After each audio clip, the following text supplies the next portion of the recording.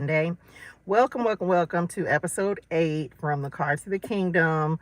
Happy Sunday, y'all. Today is our first Sunday in March, so I'm excited. It's been a busy Sunday. It's been busy, and I still got some more stuff to do, but I want to go ahead and come on here and do this live and give this message because the Lord is on my neck. Okay, He is on my neck about it, so I did want to go ahead and come and talk about it. He's given me a lot, but let me, for those of you who will see this before, because I hadn't we're still, so we're in, like, I think we on Jeremiah 12 and 13 on the next message. But a couple things that I'm gonna tell y'all, like, the Lord is, remember, we've been talking a lot about instructions, right? The Lord giving us new marching orders, the Lord giving us new things to do. And so some of the stuff that I end up talking about on here will be more right now, because it's still, I pre-record. So of course, by the time y'all see it, it's a lot of stuff that the Lord has already told me that I'm talking about on those videos, but you won't see them until later. Because like I said, I think insofar as recording, I'm on like Jeremiah 25 and 26, but that'll be a minute before it comes out. So it's a couple things that I'm going to be talking about on these messages that the Lord has been giving me just intermittently more right now words. So I'm just told y'all, the start of this video or this message, and however long it takes me to get it out, I'm gonna get it out. But I gotta share this. It ain't no peaches and cream kind of message. This is something the Lord been talking to me a lot about, and I mentioned it, I think, on one of the videos I recorded, but He's requiring me to mention it again. Over the last several days, the Lord has been talking to me a lot about get right or get left, right? Drop that in the chat. Get right or get left. Hey, dearest one, get right or get left. That's what we're talking about today. And so in the vein of that, what are you talking about, child, is, you know, it was a little conviction for me, because I've told y'all this before. Like, I like to be the person that gonna come up here and tell you, like, yeah, life good, life great, right? Anyways, life's great. Shout out Glow. But that ain't what the Lord talking about right now, right? That is not what the Lord is talking about right now. Hey, dearest one. Yes, today is my natural day. I no glam with the spirit on the weekend. This is the Fridays and Saturdays and Sundays. I am all natural, baby. Look, I put makeup on tomorrow. But anyway, thank you, dearest one. So, one of the things the Lord been talking to me about a lot is, you know, we want everything to be all good, but let me just be honest with y'all, because the Lord is being honest with me. There are many of us that are we getting ready to go through some trials, going through the fire. And the reason I can tell y'all is because the Lord got me in the fire right now. Like, I'm in the fire, right? And so for many of you, you may already be on your path, right? You may already be going in the direction that the Lord has sent you in, but you may be coming up against some opposition. You may be coming up against some negativity. The enemy fighting you tooth and nail, because yes, you do have a breakthrough that's coming. But one of the things the Lord has been also talking to me about is, number one, we're not going to be so, come on, Spirit, we're not going to be so easily defeated. I want somebody to drop that in the chat. I won't be defeated. I won't be shaken. Over the last several days, y'all, I have been under some intense spiritual warfare. The enemy is on my neck, y'all. He is coming up against my finances. He is coming up against my mindset. He is trying to put doubt in my head. Like, if you can think of a war that is coming, that can come up against you as you come on, God, as you stepping into your promise, I truly feel like I have been in that. So I know that I'm not the only one, which is why the Lord is calling me to, number one, talk about, don't think that just because you're already on your path that you're not going to face opposition. Thank you, Country Love. Yes, y'all, please like the live, share the love. Drop something in the chat that you're grateful for as well. Let's get in the flow of abundance. And yes, it really does support the channel, y'all, to help me get these messages out to as many people as possible.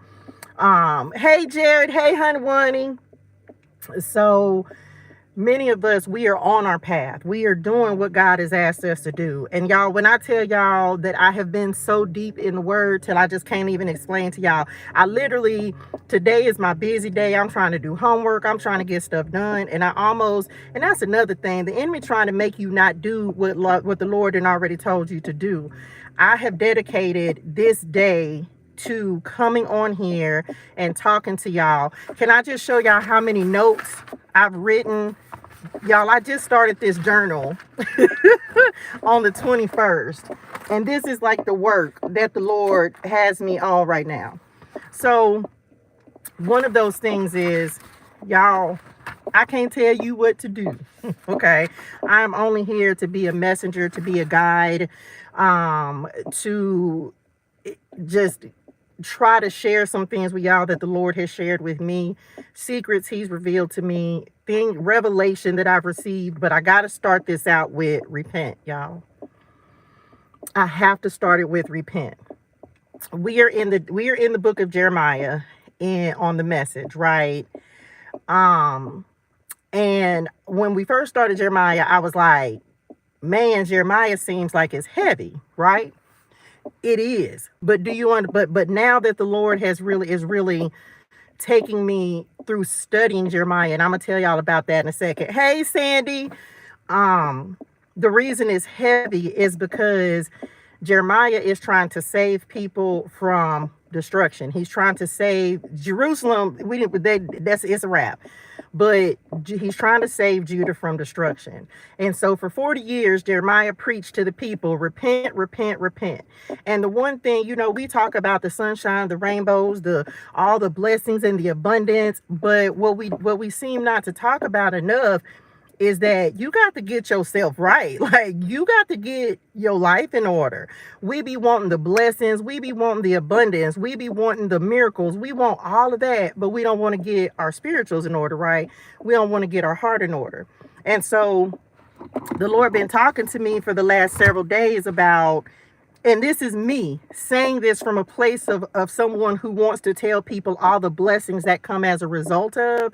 And the Lord said, if you going to be my messenger, then you're going to tell the people the truth, and you're going to tell them that you're going to go through the fire, because a lot of us are in a refining season, right?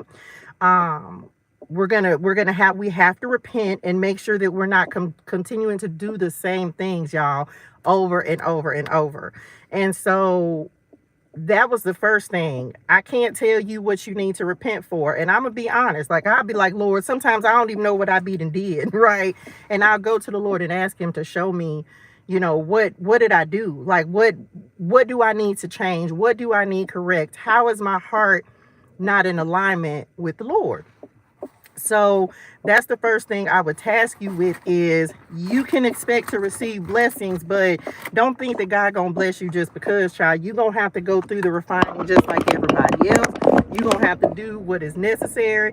You're gonna have to get your heart in order. You're gonna have to make sure that you're not repeating the same things. I hope that doesn't start playing music. You're going to have to do that in order to start receiving the things that you want the Lord to bring to give you, right? So that's the first thing. There's a call to repentance that is like, the Lord is on this. He's like, don't think I'm just going to bless you just because. You're going to have to do the work just like everybody else. So that's the first thing. Next, again, I'm starting with the heavy stuff, and then we'll go a little lighter because I have to do what the Lord instructed me to do. Judgment cannot be avoided by denial or positive thinking. You reap what you sow. As much as we want everything we do to be all sunshine and rainbows, y'all, it's a true story that we all make decisions, and we have to suffer from those. We have to walk out our consequences. And so as a result of many of the things that we do, a lot of times we want to blame the Lord, but the Lord gives us a choice in what we do or what we don't do. And then we get angry because then we have to suffer basically the consequences of what we are going through, the decisions that we made. So some of you may feel like you're suffering self-suffering. Look, I'm here for that. You feel like you're suffering But the Lord is like, a lot of us are suffering from decisions that maybe we made previously. It may not even be something you did right now. This could be something that you could have been done, but you're having to still walk out the consequences from it. So judgment cannot be avoided. And if the Lord said there's going to be a consequence, there's going to be a consequence. Now, the next part, where is it at? Which part? Because listen, for many of us, the Lord will give us chance after chance after chance, y'all. He's not going to bring the heavy judgment on you until after he's warned you multiple times. I don't know what the warnings are in your own life. I know what the warnings have been in my life. And some of you, this may not even be something recent. There are things that I have experienced that as a result of what I have experienced, I'm still walking that stuff out, right? But this is just a gentle reminder that the Lord will warn us multiple times before he actually has to like really enact judgment. And I don't know who that's for, but it comes back to repentance. It's just like the Lord's like, now, like that's the way he was showing it to me. He's just like, you gonna get right or get left, or or so it may be a tower event or something coming up in your life that the Lord has warned you about multiple times, and maybe you didn't listen. So once again, go to the Lord. My bad, Lord. Repent, prayer, fasting, if that's what you need to, if that's what he's calling you to do. But he's heavy on the look, get it together before the consequences are very dire, before you can't come back from what is getting ready to happen. Okay, so that's that part of that. Now let's talk about the fire. So last night the Lord had me, and even today he had me reading about Shadrach, Meshach, and Abednego, right? I woke up this morning actually really like it was early, y'all. It was like 3 o'clock in the morning, and I was just like, what? Like, I woke up, but I ended up watching about Shadrach, Meshach, and Abednego, and then end up reading about it, and then read about it again today. And one of the things, let me find it, make sure I'm on the right page. One of the things that he was talking to me about the fire. Many of us are in a refining season, right? We're in a refining season. And the reason I can tell y'all about this is because I had to talk to the Lord about it, because I say, Lord, you say, I say, Daddy, I didn't understand. I was like, why am I going back through things that I felt like I had already graduated from, things that I thought I wouldn't have to experience again? And part of it came through me asking, like, why hasn't this situation changed? Like, what is taking so long, basically? Like, man, Lord, what's taking so long? And so, hold on, I'm gonna find it, y'all. So, because he went in depth about this one, so I want to make sure that I get this right. That was yesterday. Not that.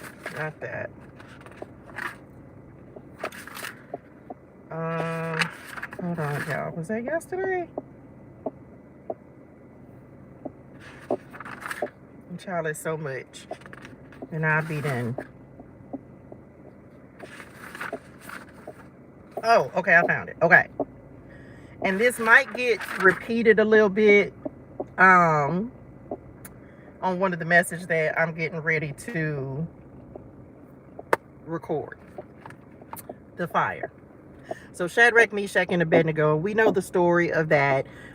Basically, they wouldn't, Nebuchadnezzar built this huge statue, told them to worship it. They said no, they wouldn't bow down and worship it because they stood on their faith, they stood on their beliefs.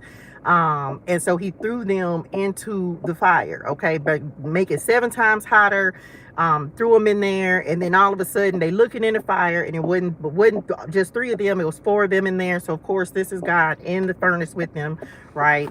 And then he told them to come out, and then after he brings them out of the furnace, he was like, oh my God, your God is the God of gods, right? Y'all can go read this. This is in the book of Daniel, right?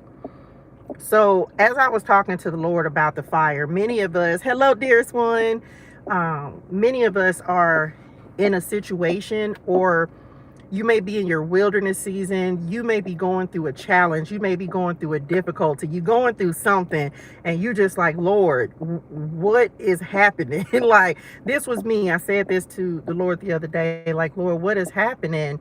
The first thing he reminded me of is that is like being in exile. And he's had me in the book of Daniel a lot. And of course, Daniel, Shadrach, Meshach, and Abednego were exiles. They were taken. Nebuchadnezzar took them on one of the times that he went and invaded. He took them because they were of high stature, like they were smart. He took the best of the best and took them to bring them into his palace to train them and all that kind of stuff. And so as the Lord was talking to me about the fire, the first thing is you're being refined to be of use. A lot of times we don't know why God takes us through a specific experience. And like I said, I've been going through a lot of warfare this last week, y'all. Like, it's been so much different than anything that I've experienced before. And one of those things had me questioning the Lord, like, Lord, why am I still in this position? Like, what is it that, I have to learn? Like, what's missing? What's the problem? Like, I didn't understand.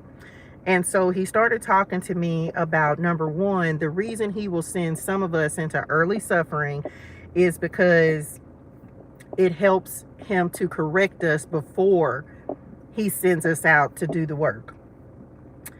Part of this happened for me because this particular season of my life has been almost, on the 6th will be 2 years.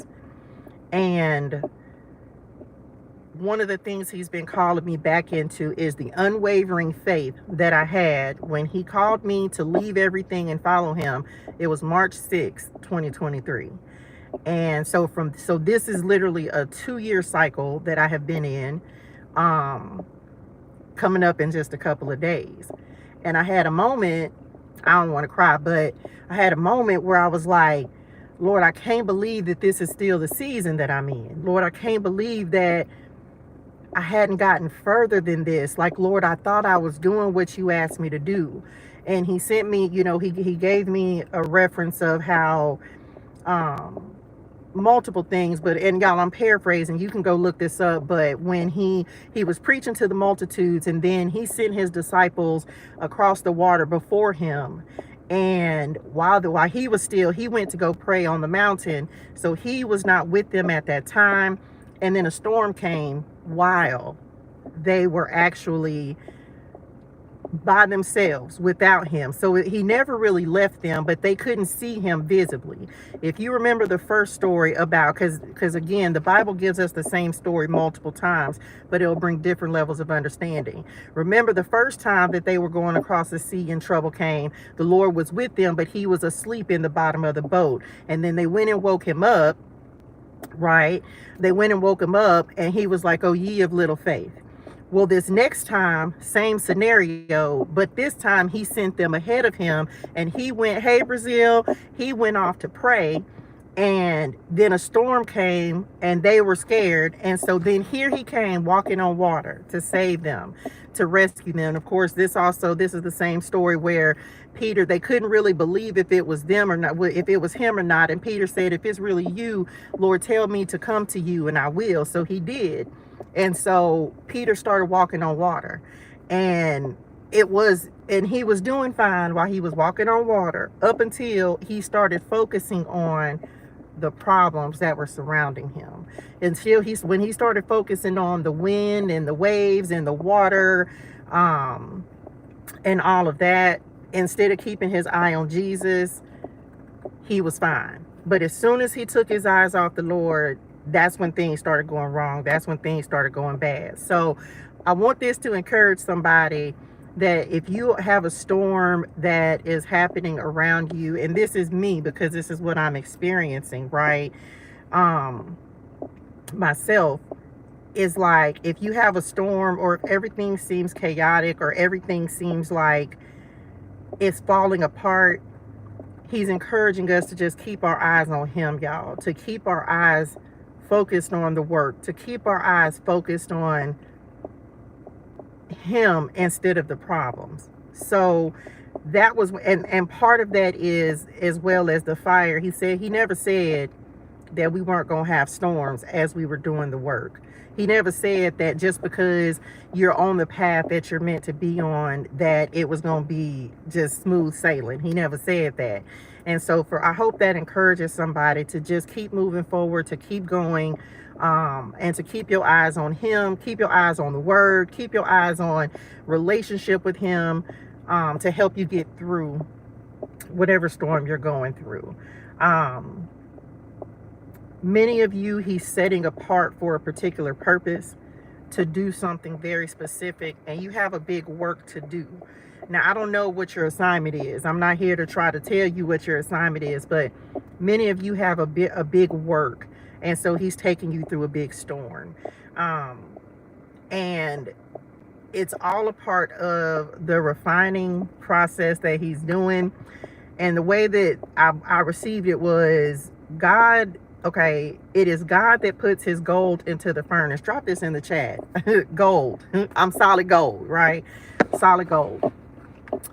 I asked the Lord, why does this particular struggle seem to be so difficult to overcome?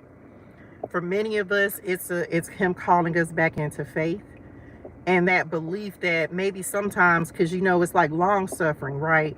The longer your trial is, the easier it is to lose faith. And that was what he was explaining to me the other day, that many of us have a trial, something that has just been, it's long suffering. I don't have another word for it, right?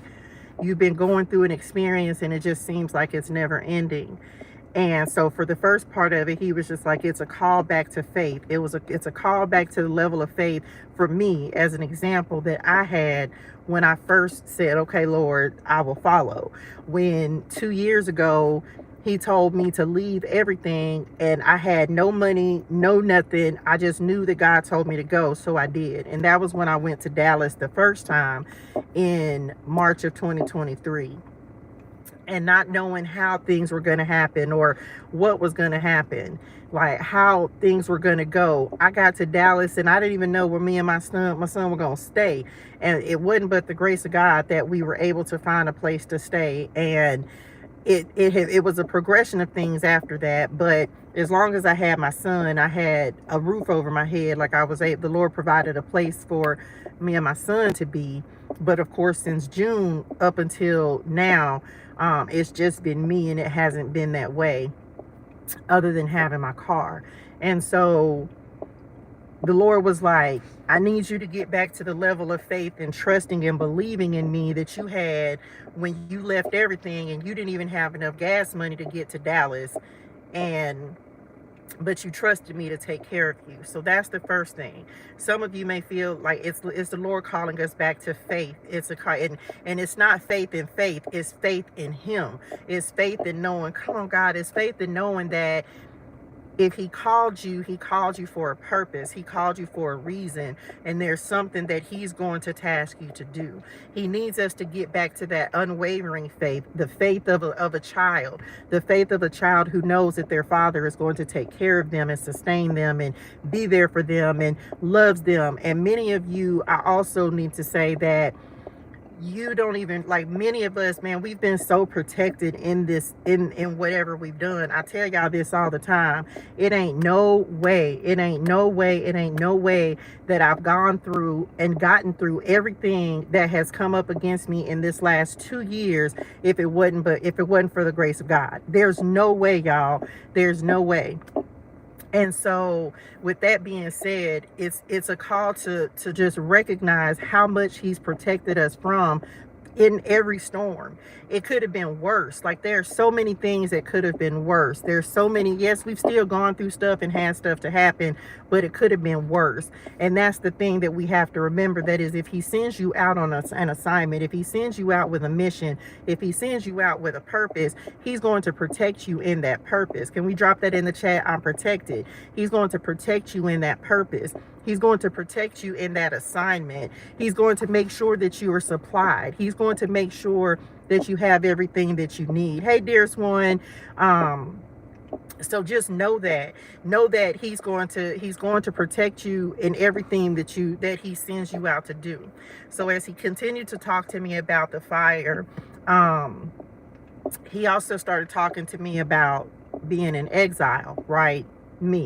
Many of you know that I have told y'all that from the beginning of us reading the Bible, I feel like I'm walking out the word. And the Lord brought that to my remembrance the other day, because he was like, remember when you were just an Israelite in the wilderness? But he's taken me through so many different things. And at this point, I don't necessarily feel like I'm still an Israelite, but I feel more like an exile than my Israelite stage, if that makes sense to somebody. Because initially what he'll do is he'll bring you out of captivity, bring you out of oppression. He'll free you from that, and then you'll continue to build and grow and learn. So now I feel like more of an exile than the Israelite, even though it's still one and the same, if that makes sense to somebody. And so again, this is me sharing this with y'all from my story, from me being a witness and giving a testimony of my own experience. This disgraceful, uncomfortable captivity, God intended for their benefit.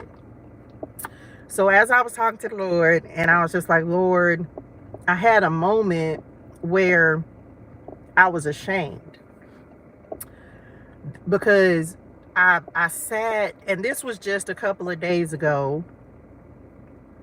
I sat and I was like, Lord, I don't have any money.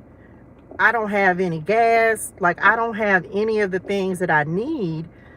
And I found myself with thoughts of walking away from all of this that the Lord has called me to do. I found myself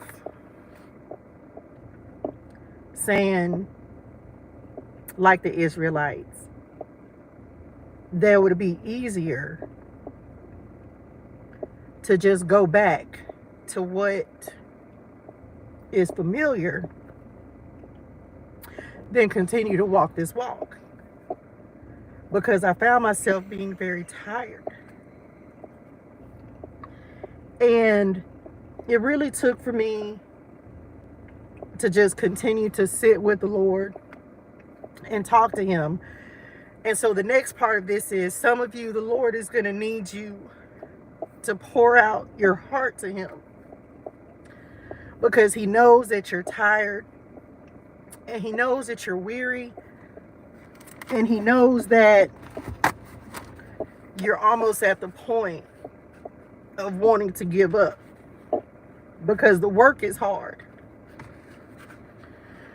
I told the Lord, I said, I come and I try to give a message 6 days a week, y'all. And I found myself being frustrated, because I was like, Lord, ain't nobody listening. And it's why he made me start studying Jeremiah. And it's why, after I said how heavy Jeremiah was, I had such a different understanding of what he was trying to do, because I saw myself in Jeremiah. I saw him in me, trying to just help people to find their way, trying to, like, seeing people struggle, but struggling myself, and trying to encourage people, but needing encouragement myself. And so I understood Jeremiah more in that moment. But it took also for me to go and just tell the Lord, it's just like, Lord, you know, this work is hard. This suffering is hard. What I'm going through is hard. And I felt ashamed for a minute, But what I did in that moment was I poured my heart out to the Lord, and I just told him everything. So the next part of this is, for some of you, you're going to have to come to that point where you just come to the Lord and you just tell him, like, Lord, I'm tired. I spent several days where I felt like I almost just couldn't shake it. I almost just couldn't get out of this energy that I was in. But instead of me giving up on it, I just kept on going back to the word, just kept on going back, kept on going back. And the Lord started talking to me about, there are some of us that it's coming back to the Lord with a humble heart. It's coming back to him and knowing that you really don't have the strength to do it on your own, that you really do need him in all things. You really do need his help. I told the Lord the other day, and then he made me go study it. I told the Lord that I said, I've never been this low, Lord, and I haven't. I've never been this low. I've never, before, this is not the first time that I've lost everything. This is not the first time that I've had to rebuild everything. But this is the first time, of course, that I've ever been homeless. This is the first time that, because before, I would just go get a job, and even if it was working for scraps, I would just make it work, and I know that in that season he was blessing me as well. But in this season, I've committed my life to him, which means a lot of times it's like feast or famine, and it's been a lot more famine than it's been feasting. And so one of the things that the Lord talked to me about the other day was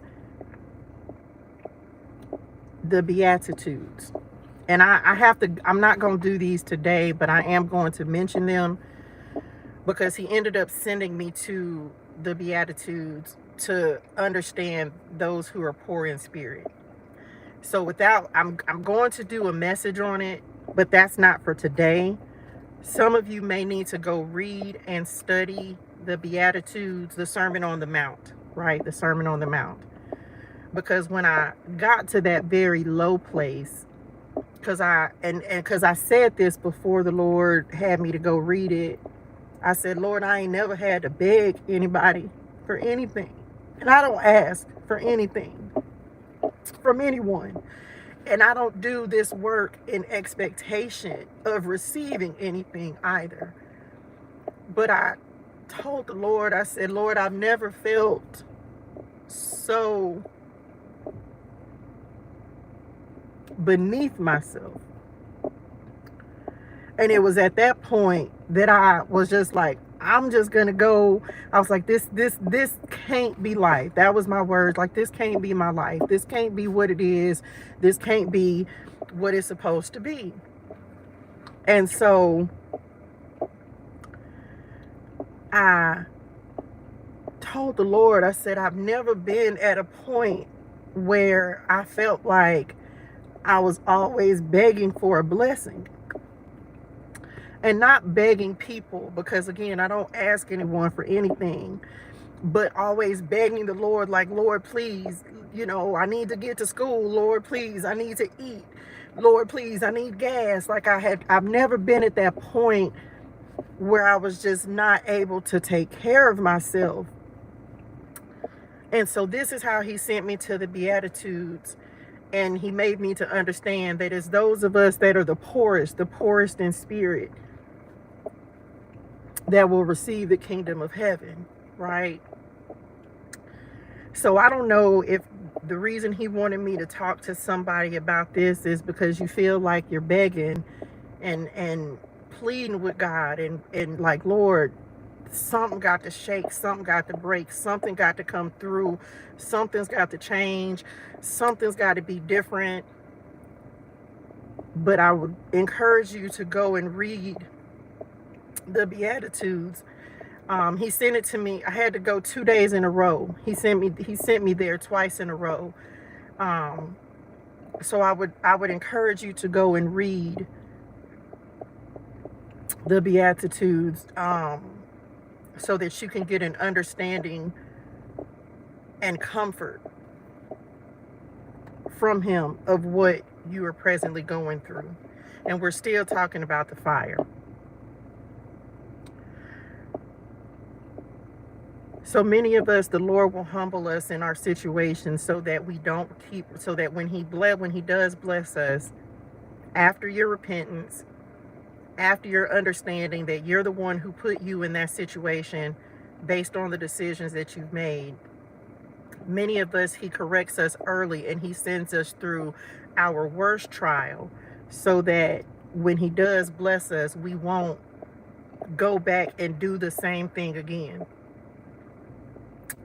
It is my word that I will never be in this position again in my life, because no one will ever truly understand just how the Lord has strengthened me every single day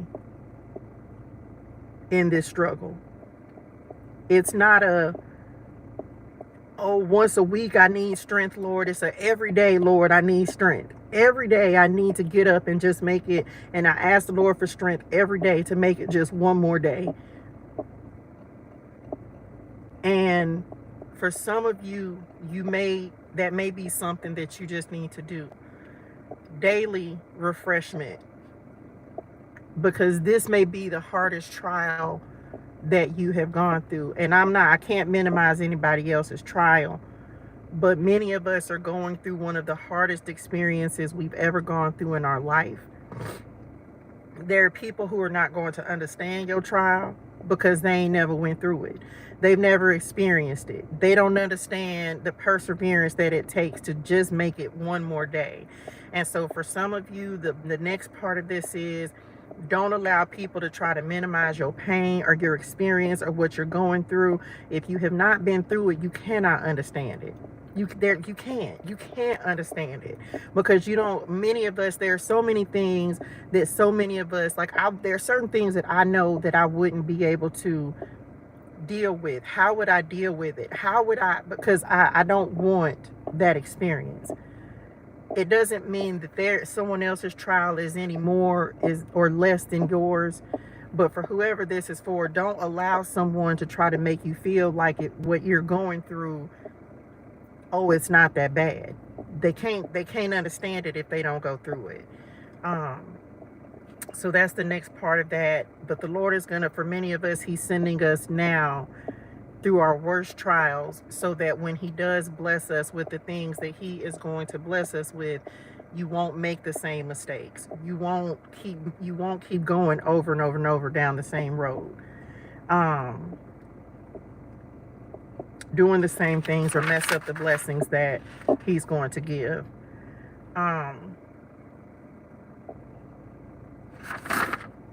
What else? There's a lot, y'all. So I'm these are the things that I know that the Lord wanted me to talk about today. That might be it. Okay. I think I mentioned this already. God tries to he tries to do the smaller things first before the big. And I hope that that you'll take this message and you'll reflect and be like, okay, Lord, what are you telling me to change now? What do I need to change within myself now? What do you need me to understand now? What do I need to repent for now, before it's too late and the Lord says, okay, I warned you and I warned you again and I warned you, and now you have to deal with the consequences.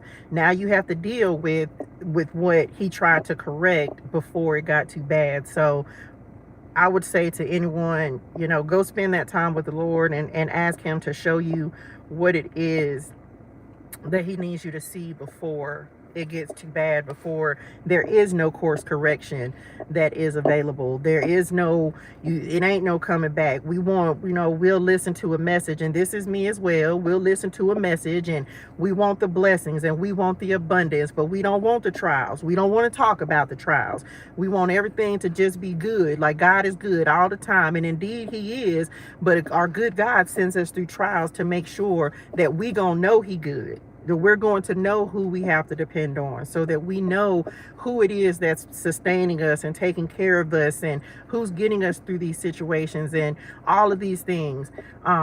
He been talking to me a lot about idolatry, y'all, and just making sure that we're giving God his glory, that we're not giving his glory to someone or something that doesn't deserve it.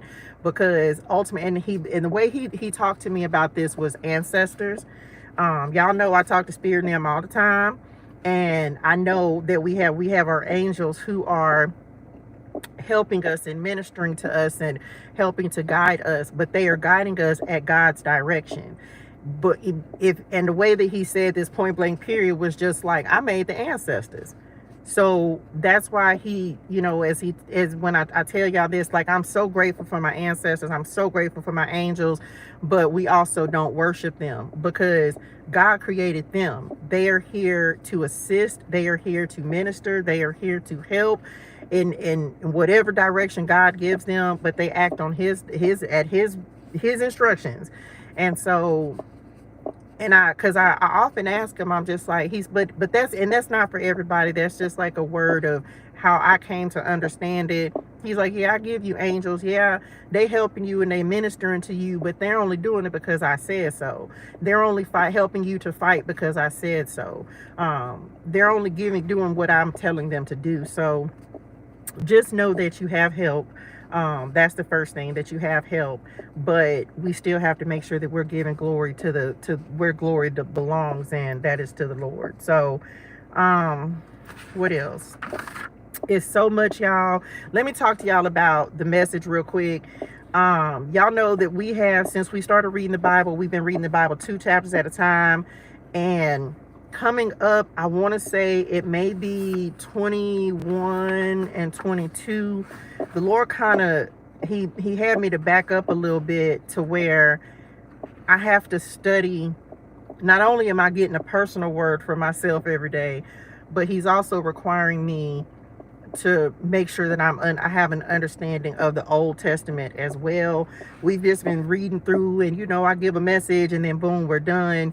But it may be, and I'm still trying to, I know for at least 2 of the videos I've recorded, it's only 1 chapter instead of 2. And I want to say it started with Jeremiah 22, because I'm having to study every day. I'm having to study from not just for a personal message, a personal word that the Lord is giving me, but also being able to know as we're going through the Bible, because we still have a ways to go. And as of right now, I don't foresee the Lord giving me I don't have a different assignment. So he's making us really good at the assignment that he's given us, and he's increasing us in knowledge and wisdom and understanding of how he's going to use you in this season. So for me, part of that is me doing 1 chapter at a time. So I may do that just to kind of see how it works out. And then because I have to make sure, right now I'm kind of ahead, but when I had to study it out the other day, I didn't have it studied. So it was like, I think I did 21 and then I did 22. So we'll see how that goes. I don't know if we'll continue to do 2 chapters at a time or do 1. It's just a matter of me having the time, making the time, because I'm busy with other stuff through the week as well. So it's just a matter of me having the time that I need in order to study both of those, the two chapters at a time, and then just staying ahead. So I may be able to do that. But I wanted to tell y'all that. What else? There's so much, y'all. There's so much, but those are the things that I know. Again, if there's something that you need to get right within yourself or within your heart, all I can do, I can only tell you to do it. Repent. Like change your way of thinking. This Bible that I'm using now, y'all, it has given me one of the best examples of, or I would say definitions of repent. And I'm gonna read it to y'all. Let me find it. It wasn't even there. Let me see. It's like changing your inner way of thinking.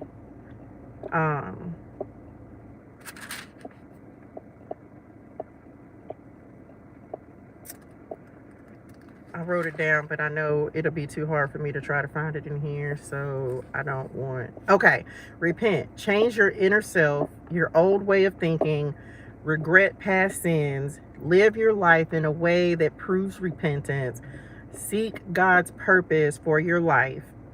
And this is, and I'm just getting this from Matthew 3 when John the Baptist was preaching, but because it gives the same, every time it gives the same definition of it. So change your inner thinking, change the way you think, regretting your past sins. Some of us, the Lord, man, listen, y'all, this is a true story. I had a whole breakdown and just told the Lord, like, man, I am so sorry. There's so many things that the Lord has blessed me with that I took for granted. And then here we are now. I'm begging for the same things that I took for granted before. I'm begging him to put me in a better place and in a better position. Begging, like I said, begging for a blessing. Begging like, Lord, you know, please change this for me. Like, please help me change this. What do I need to change? What do I need to do? Because I had a moment, like I said, y'all, where all I could do was just sit up and think like, man, I messed my life up. Doing, like, you know what I'm saying? And I wasn't beating myself up about it, but now it's like where it was so much easier to get back to something, get back to a life of comfort and ease. The Lord is not sending me on that journey, y'all. Like, it's so much harder to get back now than it was when I was worldly, if you will. And I still have things that I'm working on, and still things that it's like the Lord is trying to, there are many of us that the Lord is weaning from the world, right? He's weaning from the world. He's weaning from the world. So I have to change way of thinking with repent, because the way the church did it was like God is angry with you and just going to punish you for not doing it. Let me just man, the conversations I be having with God are deep. And in reference to that, let me just say, I had to talk to the Lord about that as well. It's why, man, let me find it, because he told it to me. It's why he had me, man, let me see. Where is it at? He had me yesterday to go back and read in something very specific to that. It's why he sent me back to understand the Old Testament, because at first I wasn't studying the Old Testament. I was just studying the New Testament. And y'all know I'm using the Keys of the Kingdom deck to study the New Testament. And so, because it's all New Testament. And so what he was talking to me about was, as we read through the New Testament, it shows us, man, I wish I could find it. It shows us the way that we're supposed to live. But if you go back and read the Old Testament, it makes us understand how we got there. I'm not here to talk about the church or because I'm not a church goer or a church person, but I think that's why the Lord is encouraging us to have a true understanding with him, of him, because in many instances, not all, but many, the church is not interpreting well, or not.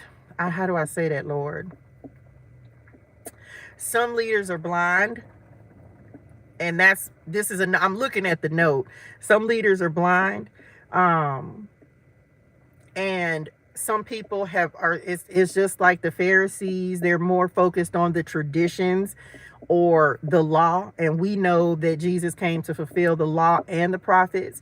So they're more focused on the traditions of things, or the way they think things are supposed to be done, versus the way that Jesus literally tells us, no, this is the way. And so this is why he encourages us to read the word for ourselves, discuss the word with him or others, like we're doing. Read the word, discuss the word, and build relationship with the Lord, right? Because a lot of times, depending on how you were taught, is how we can be led astray. And again, I'm not here to talk, but man, I'm gonna talk about it now because it came up yesterday. So now I understand. Yesterday, the Lord had me watch something very specific. It was a couple of videos, and I had and I wish I would have recorded it, but I didn't. And then he confirmed it. He gave me revelation about it today. I'm not here. There are people that you can follow, that you can look up, who will discuss why the church, what the church is doing wrong and what the church ain't doing wrong. I happened to see two videos yesterday. One from, I think he's pretty popular, but I'm not gonna say any names on this. But he was showing he showed a couple of videos insofar as, well, okay, one church he showed a clip of. And I'm gonna just be honest, y'all, what they were doing in the church, as soon as I saw it, I was like, ain't no God in that. And that's what he was saying. Like, he was doing this video, and he was just like, that ain't that ain't God. And it wasn't, y'all. Like, it was the craziest thing insofar as what they were doing in this particular play was like, what? It was not something you would expect to see in the church. Just suffice it to say that. And so then there was another one where there was another person who was a man of God, I guess. And he was encouraging a child to do something that I personally feel is inappropriate. But he felt that, the person who had this video, he felt that way as well. But as I had this conversation with the Lord yesterday, it's why he's doing things so different, y'all. It's why he's not using, again, this is no knock, and this is not every church, but it's why he's not using the same methods to reach the people. Because, for example, if you're a new believer and you would have walked into this particular establishment, and I don't even know the name of, well, yes I do, but I'm not gonna say it. If you walked into this particular establishment, you would be so confused. You wouldn't know what to think, because it wasn't nothing godly about what they were doing. Like, nothing, y'all, nothing.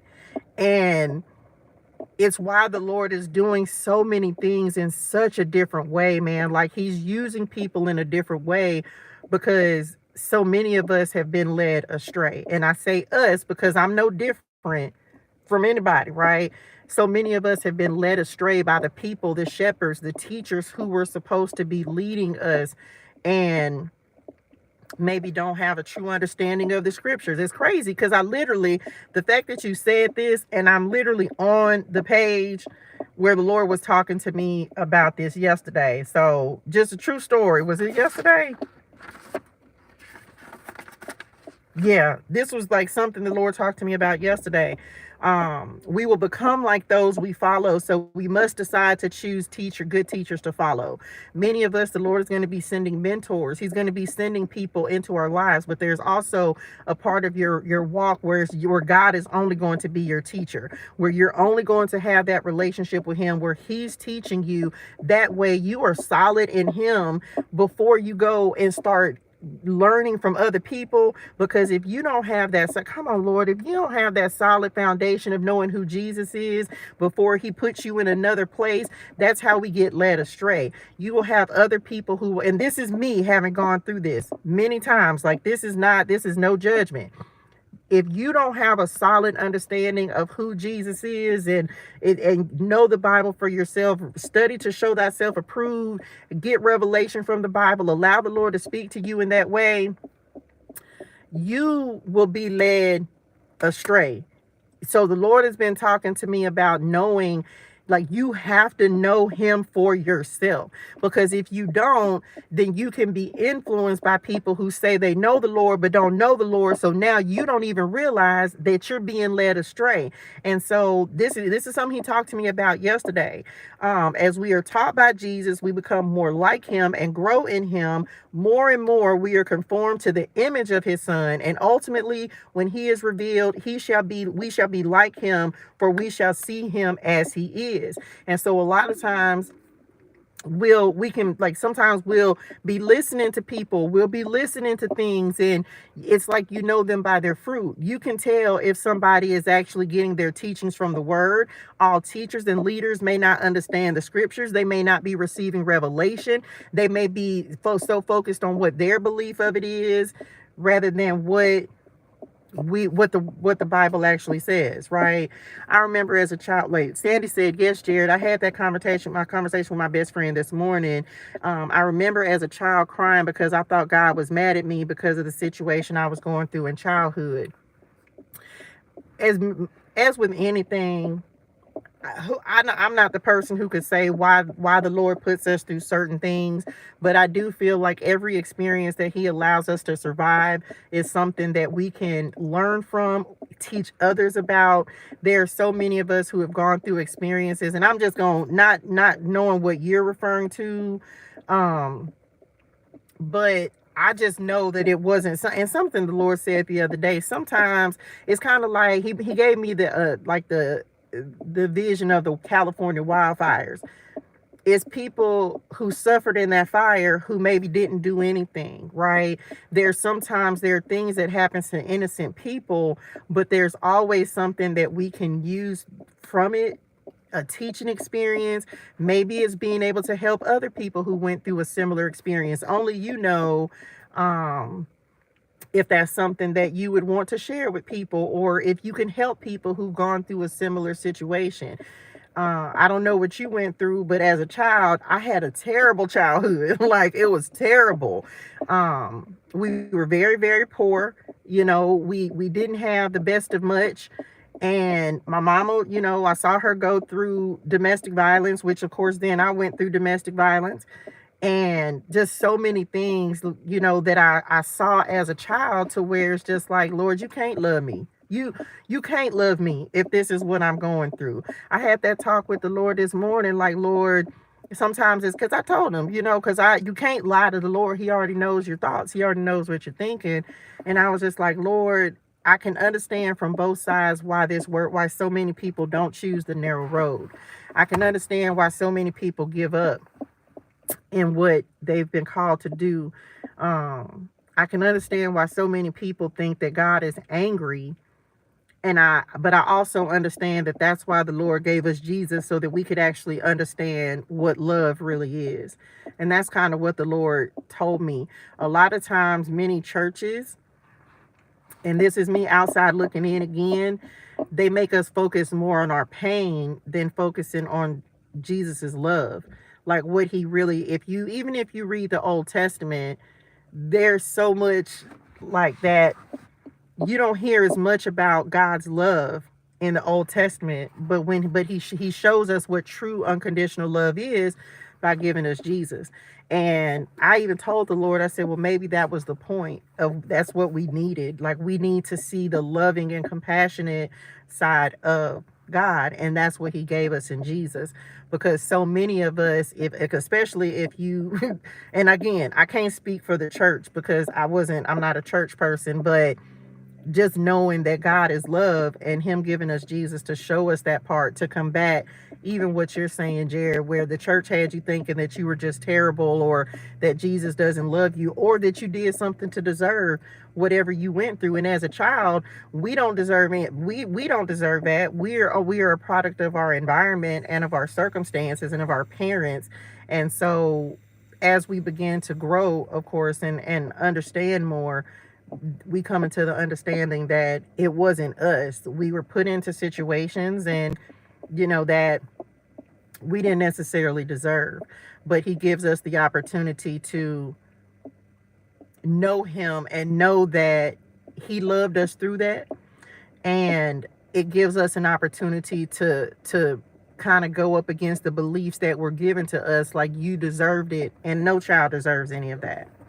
I can recall trying to think back to what I did to deserve what was happening. Man, listen, because it's not, I mean, and as a child, y'all, we don't deserve that. Like, we don't deserve a lot of the things that we experience. And again, some children go through harder stuff than others. There are things that I didn't experience that other children did, without going into a lot of detail about it, right? But we as children, we aren't even in charge of ourselves at that point, right?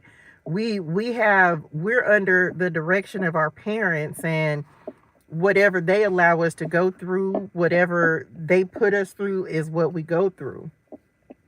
It's unfortunate because a lot of it is impressionable, and we end up having to walk out. I just heard the sins of the father, right? Or mother. We end up having to go through similar experiences, or our children have to go through similar experiences. And we've talked about that before, where if it has to stop with you.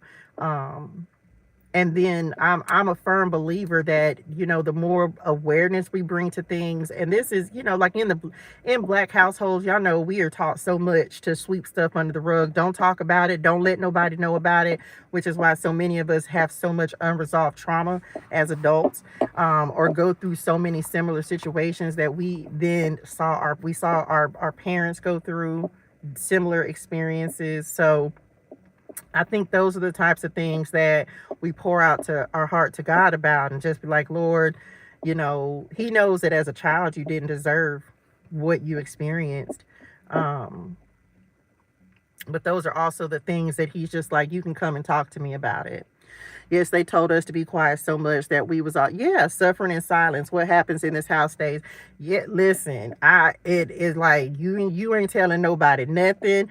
You don't let no, but look what happens. We grow up to be adults that then go through these cycles of trauma and abuse with abusive men, women, people.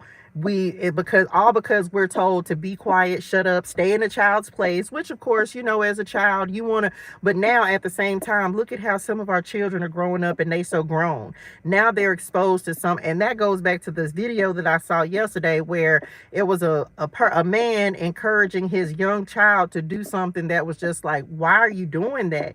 And it's like, because it says, I don't know, maybe I'm biased, but I'm gonna say what I'm gonna say. Why would you encourage a young child to do something inappropriate? Like, why not? Like, children shouldn't. Because I'm gonna say what I'm gonna say. I don't believe that we should be teaching 3 and 4 and 5-year-olds to twerk. And I said what I said, because why are you trying to make them think that that is something that is acceptable to them at that age? But then don't understand. Then you want to be mad if they start having sex early, or you know what I'm saying? Like, I was a teenage mom, so this ain't no judgment, but my mama wasn't encouraging me either to twerk. Like, she wouldn't. I just had more freedom than what I should have had, so I ended up pregnant at 16. But why are you encouraging? That's the kind of stuff that we should, like, don't, because then they're gonna think that that's okay. That, like, if as a young child, a young woman, and men as well, this is no different. I don't care if it's a boy or a girl. It's just like, why are you encouraging that kind of behavior? Like, don't do that. Because it's like you're setting an example for that child at such an early age. But anyway, that's a whole nother thing. I'm not the person to add, because I have an opinion on it, and you wrong, and it ain't nothing godly about exploiting children. And I said what I said, meant it. So ain't nothing godly about it. And if that's something that you're doing, you can't, because God ain't do that. That, if you can read in the Bible, that's something. I told the Lord this yesterday when I saw this video. I was like, that's almost like Baal, right? Where people were sacrificing their children to Baal in the Bible.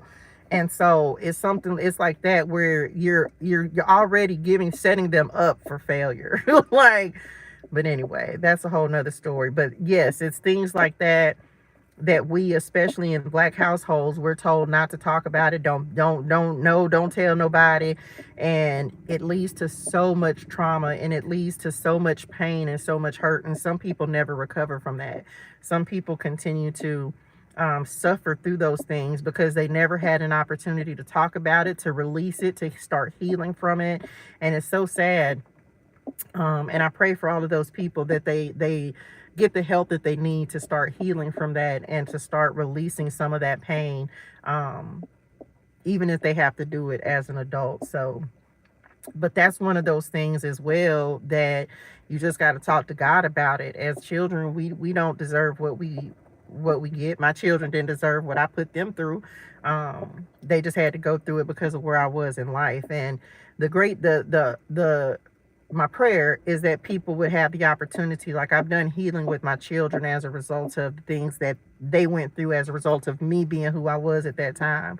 And pray that healing can happen, but sometimes it's too late. Sometimes you can't do the healing. Sometimes you just have to be okay with being a better version of yourself. And sometimes people ain't gonna forgive you. Maybe sometimes, like you got to be okay with that as well. Sometimes people don't have the forgiveness in their heart. To forgive you, or either you, but us as followers of Jesus, we as believers, we would hope that the Lord will work on us, right? Work on our heart so that we can release that. Forgiveness is very important, because you got to have your heart right in order to truly be like God, and that's what we're trying to do, right? Be more like Jesus. And so forgiveness is a huge part of one of the things that's required in order to truly walk that walk with Him. Yes, the release is necessarily, honestly, whenever it can happen. Yeah, absolutely. What is your suggestion for someone who won't accept accountability of the things they did or admit them? How can you force somebody to be accountable? It's not it's not your responsibility to try to force somebody into recognizing or realizing something that they're not ready for. And a lot of times, it's why a lot of us will stay in situations. You got to let them be, because all you're doing is trying to force your beliefs or yourself on something that they're not ready for yet. You cannot make somebody accept or be accountable if they're not ready to do that. You just can't. A lot of times, what forces us into accountability is because we no longer have a choice. There may be something that happens that forces you. Remember, like we were just talking about, there's something that'll happen. It's like believing something will never happen to you. It's like something will force somebody into accountability, and some people will never be accountable. But you got to be okay if somebody ain't willing to accept their wrongs or admit their wrongs. You can't make somebody do that. But if you know that somebody is not willing to accept it, it's not about you trying to force them to do that. That's the issue I'm trying to work through with forgiving a person in my past. But how can you make them accept what they did wrong? Like you can't force it. Some people, it's like a hardened heart, right? Some people are just not going to admit that they're wrong. They're just not. And what can you do about them not feeling like they're wrong? Because and at the same time, it's kind of like, maybe they didn't think they were. Maybe they thought they were right. Maybe you don't know why a person feels the way they feel, because they may feel the way they feel based on their own personal experiences, their own life. You can't make somebody agree with you just because that's the way that you feel. Even if they were wrong, they could be wrong as all get out. And it's like telling somebody the sky is blue and them arguing you down that the sky is not blue, even though we can both see that the sky is blue. Maybe they colorblind. Like, you can't make somebody agree with you, because your perspective is your perspective. Theirs is theirs. And we all, regardless of what the situation is, our ideas and our thoughts and our opinions are based upon our life experiences. And that's it. Me and you could see the same issue, but read it two completely different ways, because we've had two different ways of experiencing life. And so you can't always fault somebody for not accepting your truth, because your truth is your truth based upon what you have experienced. So sometimes you can forgive without someone, like, because it's almost like trying to coerce somebody to, you gonna agree with me or else. Like, no, we can't be like that. You have to understand that people are going to be who they're going to be. They're going to think how they're going to think, and that's just who they are. And we can't try to spend too much, like, don't spend time trying to force them into your way of thinking. It's probably not going to happen, because y'all are just two different people. But there can still be forgiveness. Like, them not agreeing with you should not be a stipulation of the forgiveness. It should not be. If you don't agree, it's like saying, if you don't agree with me, I'm not going to forgive you. But then that makes you wrong. Then you're putting a stipulation on somebody, and we shouldn't do that, right? We do, but we shouldn't. That's you being accountable to yourself and saying, oh, it's my way or no way. And you have to learn how to forgive, even if they won't accept what they did. You have to be okay with forgiving them without that acceptance. Um, I'm very open with my children about what I've been through so that I give them the tools to prevent it. Absolutely. I completely agree with that. There are things, some things I caught soon enough, and some things I didn't. Some things that my children have had to experience and walk through on their own. And ultimately, it's that I forgive them, but it feels that sometimes I didn't heal from it. Then that part is where, and let me see, I'll come back to that. Some things that I have experienced, my children, thank God for God, like I said, didn't, but I do share. They do know a lot more now than what they knew then. They know now what I was hiding from them then. Now I'm very open with my children about things, whereas I wasn't before. And I think that's necessary because my mama wasn't really open with me and my sister about things, which kind of sent us down a lot of the paths that we had to go down as well, and the things we had to heal from. Healing is a personal job and it's a personal experience. um if you can forgive someone, and that doesn't mean that you have done all the healing from it. It's kind of, it's like healing is not black and white. I'm a believer that healing is a journey, and the more we just move through life, the less it hurts. But it doesn't mean that you won't still remember, right? I forgave my predator so that I could release the eight. Say it, Sandy, say it. I don't know if y'all remember this, but a couple weeks ago on the message, I think I talked about it, where the dude that was beating on me, y'all, like he was whooping me. I was finna cuss a word, finna say it, for breakfast, lunch, and dinner. Like he was, and I was hiding it from everyone. No one knew. All these people, no one knew that I was going through this. No one knew that I was getting beat up, right? And a few weeks ago, and let me just tell y'all, I can't even explain the sense of dread that I had when I saw that man's name pop up on my phone.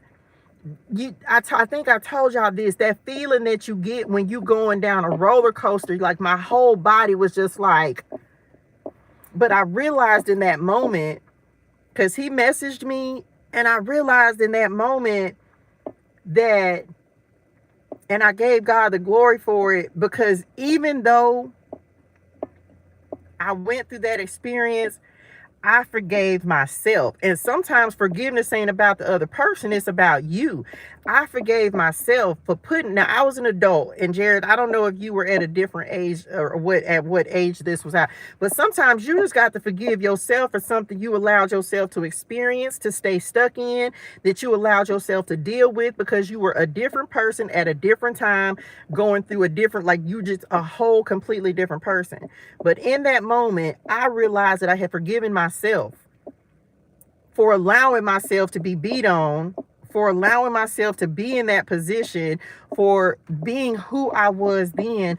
Thereby, I was able to forgive him. Now, ain't no words, ain't nothing to talk about, nothing. And he even said that in his message. He was like, hopefully we can be friends again. Ain't no for now. Now, he was like, I'm asking for your forgiveness. The forgiveness doesn't need to come from me. The forgiveness needs to come from God. And so I forgave him, but I don't have no words. It ain't nothing to talk about. I have healed from those wounds to where no, you'll never have access to me again. You'll never have, no. And whatever forgiveness you need for yourself, it has to come from God. And I just moved on from it. So forgiveness ain't really for them. It's for you. I had to forgive myself for putting myself in that situation, for staying in it, from being so ashamed of it that nobody knew I was going through it. Yeah. So forgiveness is not for others. It's really for you. It was my childhood with a step parent. So if the step parent doesn't want to admit to the wrongdoing, you got to be, this is where you're going to be like, Lord, help me to forgive him and release this anger from my heart. It really doesn't, if as a child, Again, there's no excuse, and there's no excuse. And let me just say this. I don't want this to, I'm gonna say, because I'm gonna say what I'm gonna say. Let me just say this. God sees everything. Everything.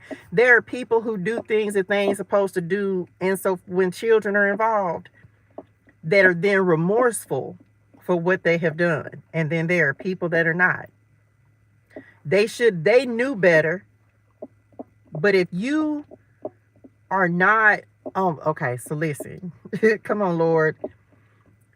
If that person as an adult is not remorseful for what they did as to someone as a child, then that means they ain't sorry about it. Point blank, period. Because there are so many people who go through experiences where it's like, I have to use me and my children, so it's not because I don't know your situation, but I'm so sorry for what I put my children through, to the point where they know I've cried, I've apologized, I'm so sorry, remorseful. Please forgive me, in the sense of, man, I was so different. But if somebody is not willing to take accountability for something that they did, and they were an adult and a child was involved, that means that they're not sorry about it. And in those cases, you just got to leave that to the Lord. You got to be, and sometimes I don't care if it's a step parent or not. Maybe there needs to be a connect. Maybe there needs to be some separation, because if you don't take some time to do that healing, then you're going to be triggered by it every time. Every time you see that person you can interact with somebody and just be like, and it could be as simple as a hello or a goodbye and nothing else. But it's that healing in private that can only happen between you and the Lord. That's the only person who's going to be able to help you get past that. That's it. You can be cordial to somebody, or you can say nothing. Some people you don't have a choice but to deal with, but you ain't got to deal with folks.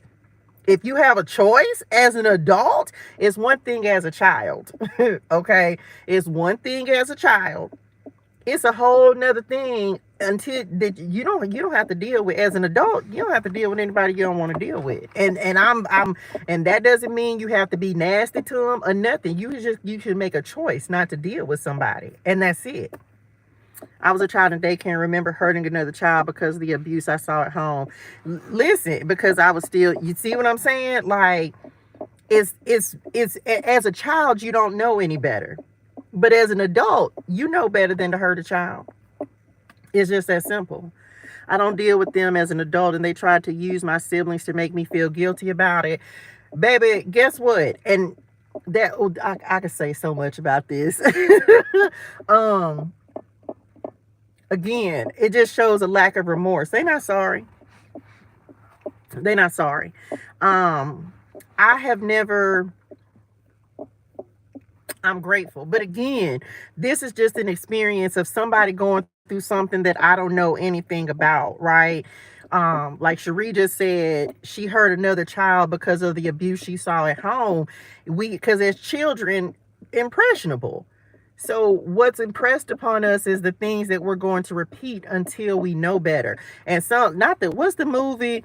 And a lot of time, I mean, we see it on TV, we see it in real life, we see it.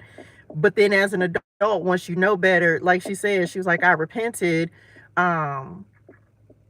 because she was still the abuser. But again, I'm a firm believer, y'all, that the Lord forgives, man. He forgives, because if he didn't, what did he die for? Right? There's so many things that we do as children that we don't know. Like, I don't know if that's a good example, but there's just so many things that we do that we don't even have any understanding of until we understand what right and wrong is. But as an adult who's still doing the wrong things, no. Or trying to make somebody feel guilty, no. That's because they're not remorseful. So, and you have to be strong enough to stand up even to your siblings, because your truth is your truth. And that's the thing. Like, people will try to make you not believe that your truth is your truth because they want to try to make it your fault. And that's just not it, right? I'm not damaged or broken. I'm not gonna claim that. I used to say that all the time. That it's just like, And I think I used it in the vein of there was never a person who broke me, but he showed me how broken I was, if that makes sense.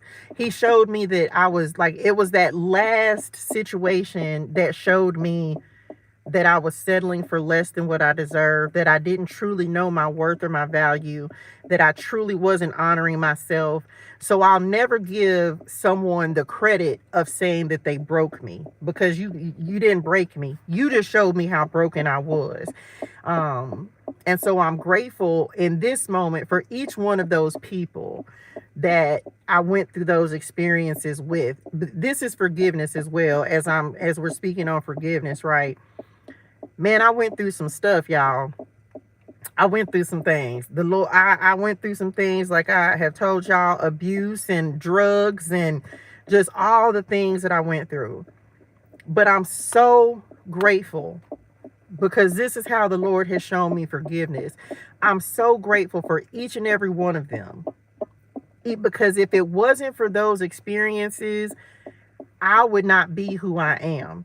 It may have taken me a long time. Some people never get to forgiveness, y'all. Some people never get to worthy. Some people never get to love of themselves. Some women, some men stay in abusive relationships their whole lives. There are people right now who are in abusive relationships and terrified because that's all they know. There are people who never get to the point of knowing that they deserve not to be beat on. They deserve not to be abused. There are some people who never get to that point.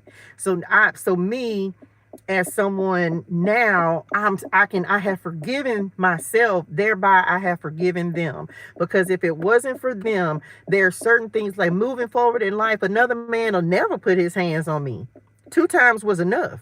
Like two times was enough. Another man will never beat on me. Another man will never it will never happen again. But it took for me to go through that experience in order for me to know I'll never go through it again. So it's me being able to forgive myself for allowing it to happen to myself. And some people never get to that point. Some people, unfortunately, they can lose their lives before they understand that they're worth so much more, that they're valuable in the eyes of the Lord. Like, there's so many people who never get to that point. So I'm grateful for forgiveness of self. I'm grateful that the Lord has forgiven me for the things that I did as a result of the things I experienced. Um, I'll never do them again. I'll never allow them to be done to me again. So sometimes you have to just be okay with that. He showed me, but I did tell my sister, it was my stepdad treated me horribly in my childhood because I wasn't his. But when I removed myself, and he would say it to my siblings, but I did tell my sister that my experience in childhood, what my experience in childhood was different, because she was his child and I wasn't. So she tells me that her childhood was good, and I got triggered when she told me that he was a good father to me. Man, it's crazy, because I don't know, I don't want to say that, but first, I'm so sorry that you had to experience that. I don't have experience with that, because I had a great, you know what I'm saying? Like, it's sometimes some stuff I don't have an answer to, because again, you can only sometimes get, like, it's like knowing what to say, but not what to say, because I haven't had that experience. But what I will say is, it still wasn't your fault. Like, that was him, anger. And a lot of times it's projection, y'all. A lot of times, who knows what he had to deal with. And this is not defending him, but sometimes it's like me. I also have an understanding that you don't know what somebody had to deal with. I don't know if maybe he was the black sheep. Maybe he was treated poorly. Who knows? I don't know. Right. And even if whether he was or whether he wasn't, if it could be that that's all he knew how to do. I don't know where it came from, but again, it's not to try to explain his behavior away. It's simply about you having to get to a point of understanding that it wasn't right and there's no excusing it, but can you move past it? Like, how are you going to move past it? Because it's like, if we're holding on to something from the past, of how we were treated in childhood, it hurts, but now we're adults and now we can say we know that it was wrong, but it's you knowing that you're not going to treat people wrong for a reason, like for any reason. um but again, that's just healing, and healing is to me a lifelong journey, you know. But again, you have to get to a point of forgiveness where even if he doesn't acknowledge what he did, and clearly, based on what you said, he's not, you got to be able to tell yourself that I got to be okay with this because I have to let it go. Like you, because if you keep letting it trigger you, then it's like lifelong hurt. And I'm just a believer in forgiveness and just being like, I can't change it, and I'm not going to continue to allow myself to be hurt by it. I just can't, because I don't want to live in trauma. And that's something that I've had to learn. It's like I don't want to live in trauma. And so that's what helps me to forgive, because I don't like the way the traumatic experience has made me feel. I don't like the pain and the suffering, and I feel like that's kind of a tactic of the enemy to try to make you stay focused on something that was painful. And my thing at this point is just like, I'm not going to focus on my past pain. I'm going to focus on the Lord's love. And that helps me to get through a lot of stuff, is where I'm not going to spend time on that, because you can't do anything about it, and you can't change people. You can only change yourself. So I hope that helps. And again, you'll just have to continue to pray and ask the Lord to help you to remove that pain and help you heal from it, and allow yourself time to do that, and then keep moving from that point. So yeah, I'm that's me in this season right now. I kid y'all not, it's been a week, right? God's agenda, I literally have this written here. God's agenda is a plan of love, right? So that's what you focus on. Be merciful to others the way God is merciful to us. And these are just notes, y'all. I'm literally reading off my notebook of stuff that I studied yesterday. It's like, even though it's, if we think, and that's something the Lord, man, that's crazy. That's something the Lord talked about yesterday. It's like, what if, like, when he shows us mercy for so much, and it's not to say that because like, oh no, it's not dumping at all. It's stuff that needs to be talked about. It's not dumping at all. It's simply an opportunity. And y'all know my platforms are always a way for us to just talk about, like, community, like to talk about stuff that is really happening, like stuff that we really need to focus on and talk about. So it's not trauma dumping at all. It's stuff that, how many of us were mistreated as children by step parents? Like, you're not the only one who's experienced that. So my prayers that anyone who would see this would find some wisdom or encouragement in it through what you're saying, as well as for what, you know what I'm saying, with what we're here for. This is what we used to do in, what's it called? I can't even remember what it's called. Like, this is stuff we used to talk about anyway. We just didn't do it on the lives as much.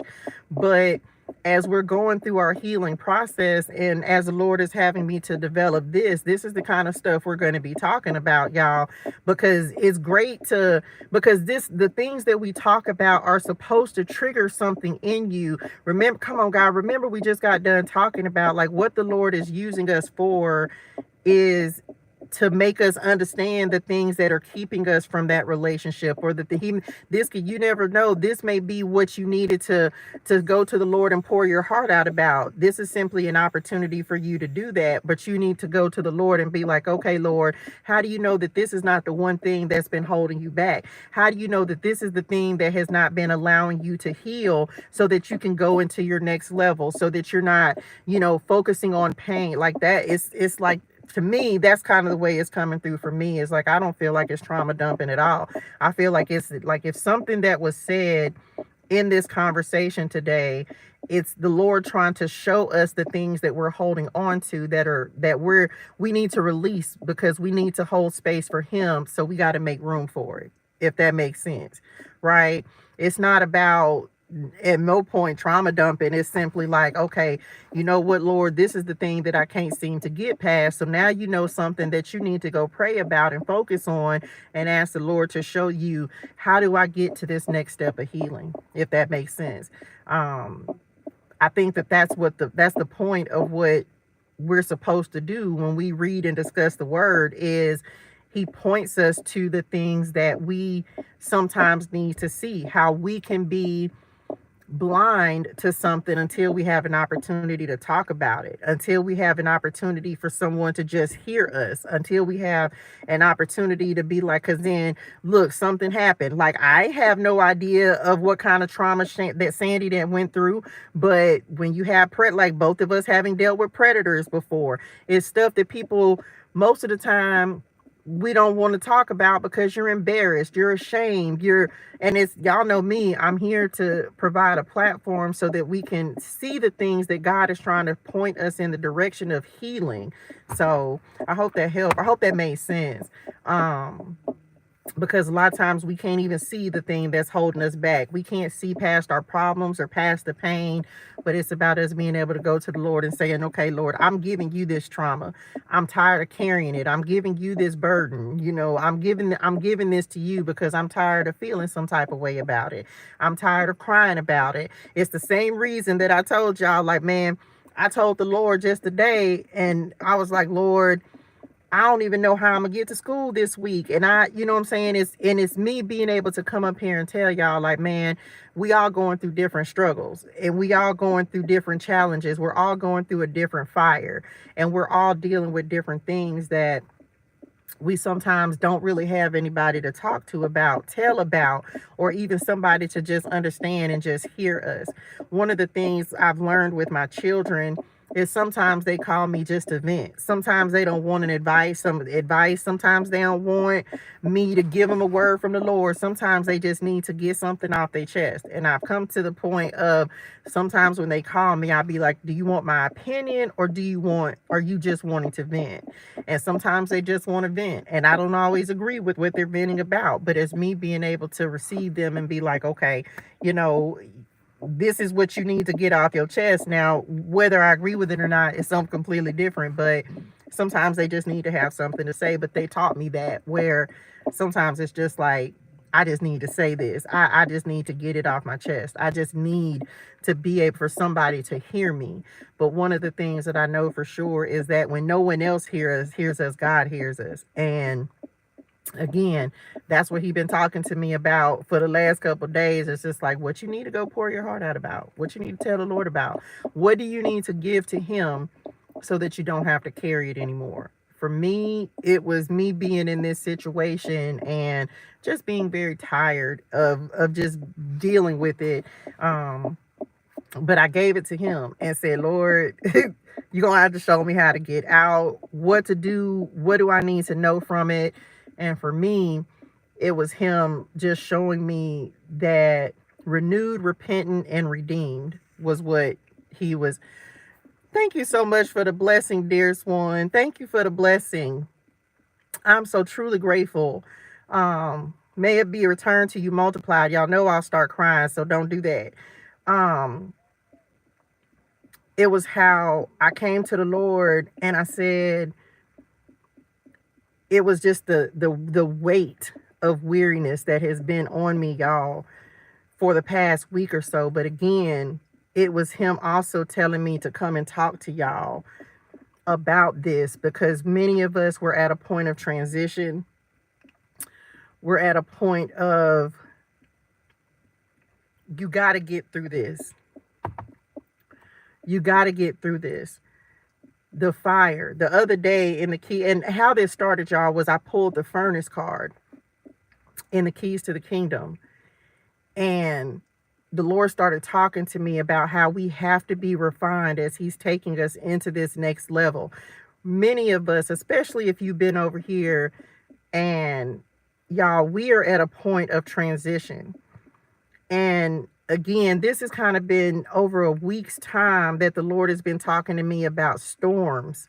And he's been talking to me about, you know, the testing and the trials. And he's like, before I take you to this next level, get your heart right. And before I take you up, and many of you, and I talked about this, I think, on one of the videos I did, where it's like, you don't even realize that you're already walking in your promise, and you're already walking in your assignment, and you're already walking in your calling. And just as a a side note, because I just heard this, Jared, like what you dealt with is part of what you're going to be helping other people to get through, right? As a counselor, as someone who people are going to, you're going to have that experience of people who it's like you being treated differently because of how you were raised, and also but you being able to niche down and really help people who have that level of hurt that they're dealing with. So nothing that the Lord has taken us through, no fire that we have been through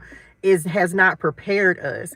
You as a counselor are going to be able to help people with just this kind of stuff. You're going, it's like, so even just thinking about it from that respect, the people who you're going to be helping, you're going to be able to help them through this kind of trauma as well. Like I said, nothing is wasted, y'all. It's me knowing, man, that I can actually, like, having a heart to help people who are homeless and women who, I told someone this the other day.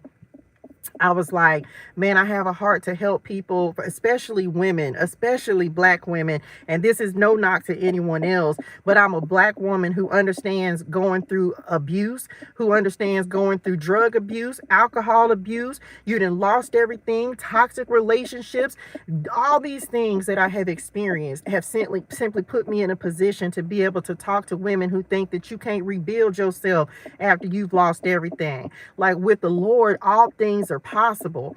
People who, it's like me being able, it's not, I can't help everybody, but just trying to be an example to someone like, man, I know you think it's hard, you think it's hard, and I'm not discounting what nobody going through, but it's me wanting to just say to these young women, like, listen, man, you can, because they're exposed to so much, right?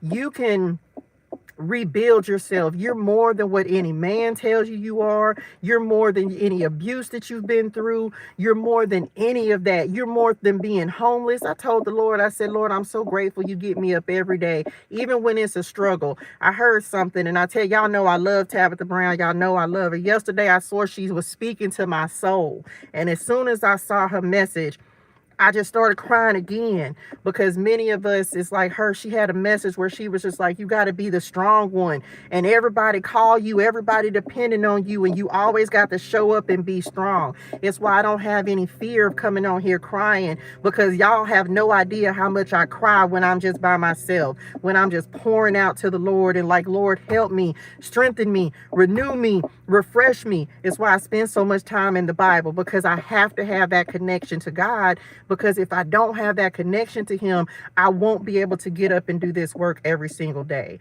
It's why I have to ask for it every day. It's why, because, and also the other part of that is, for so long, I held everything in. I held in every tear. Nobody knew I was going through anything. And then look what happened as a result of me not being able to tell someone, like, y'all, I'm being beaten on, this man putting his hands on me. As a result of me not being able to tell people, like, y'all, every day I'm taking pills to try to escape this world, I'm an alcoholic, I'm going through, I wasn't able to tell anybody that. And as a result of me not being able to have anybody to tell, I just kept spiraling and spiraling and spiraling, to the point where, okay, well, now that you done spiraled, now that you didn't spiral, this is the result of my spiral. There's so many people that had absolutely no clue of what I was going through, y'all. No clue. No clue. And I couldn't say anything because I was the one that had it all together, right? I'm Latoya the nurse, Nurse Black. I'm the nurse. Everybody thought and nobody knew how I'm popping pills all the time.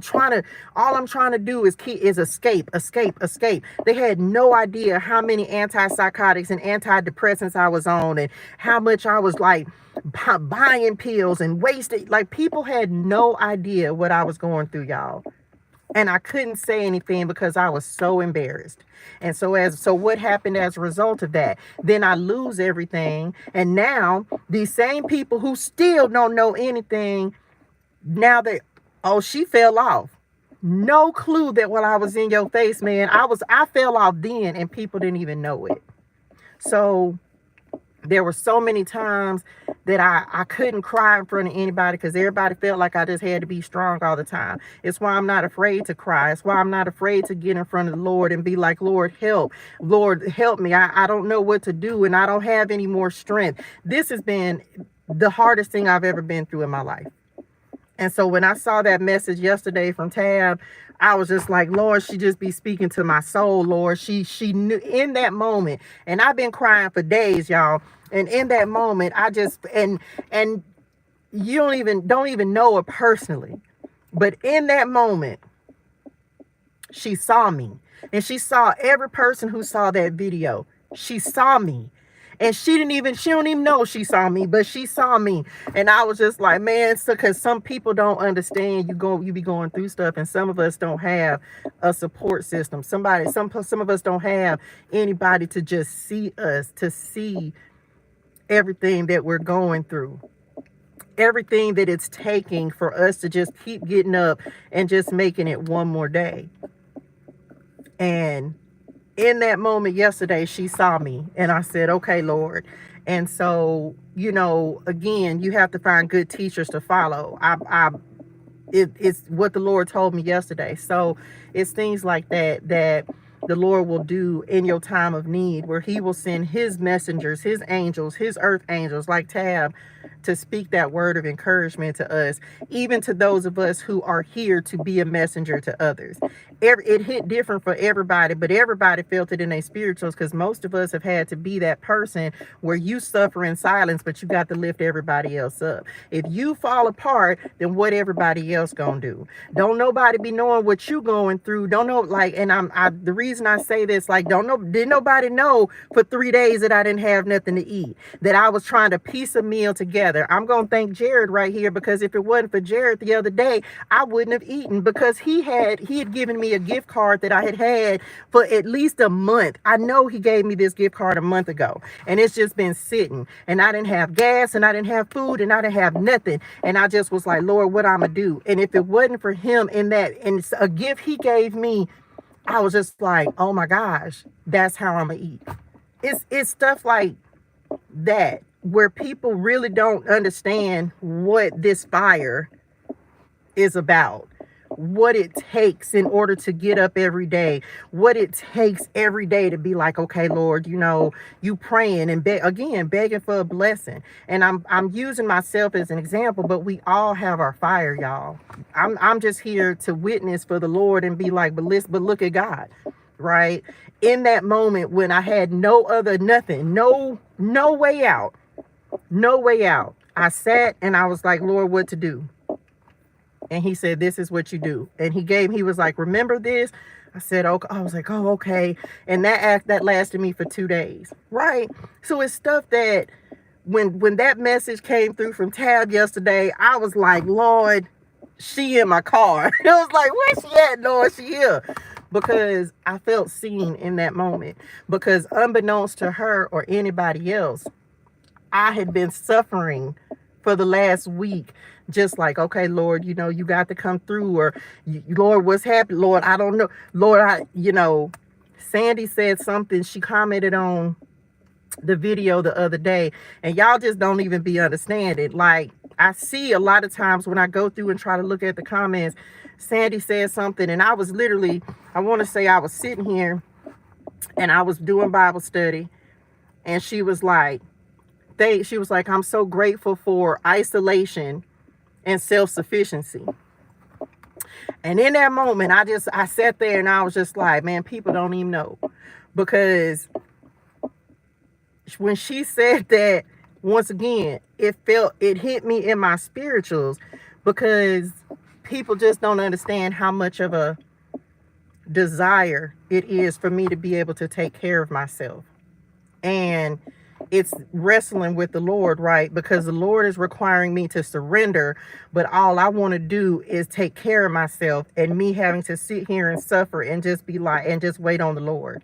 And so when she said that, that's all I could think to myself. It's just like, man, y'all just don't even know how much I just want to say, I'm just going to go get this job, and everything else is just going to have to, and the Lord's like, but that's not what I told you to do.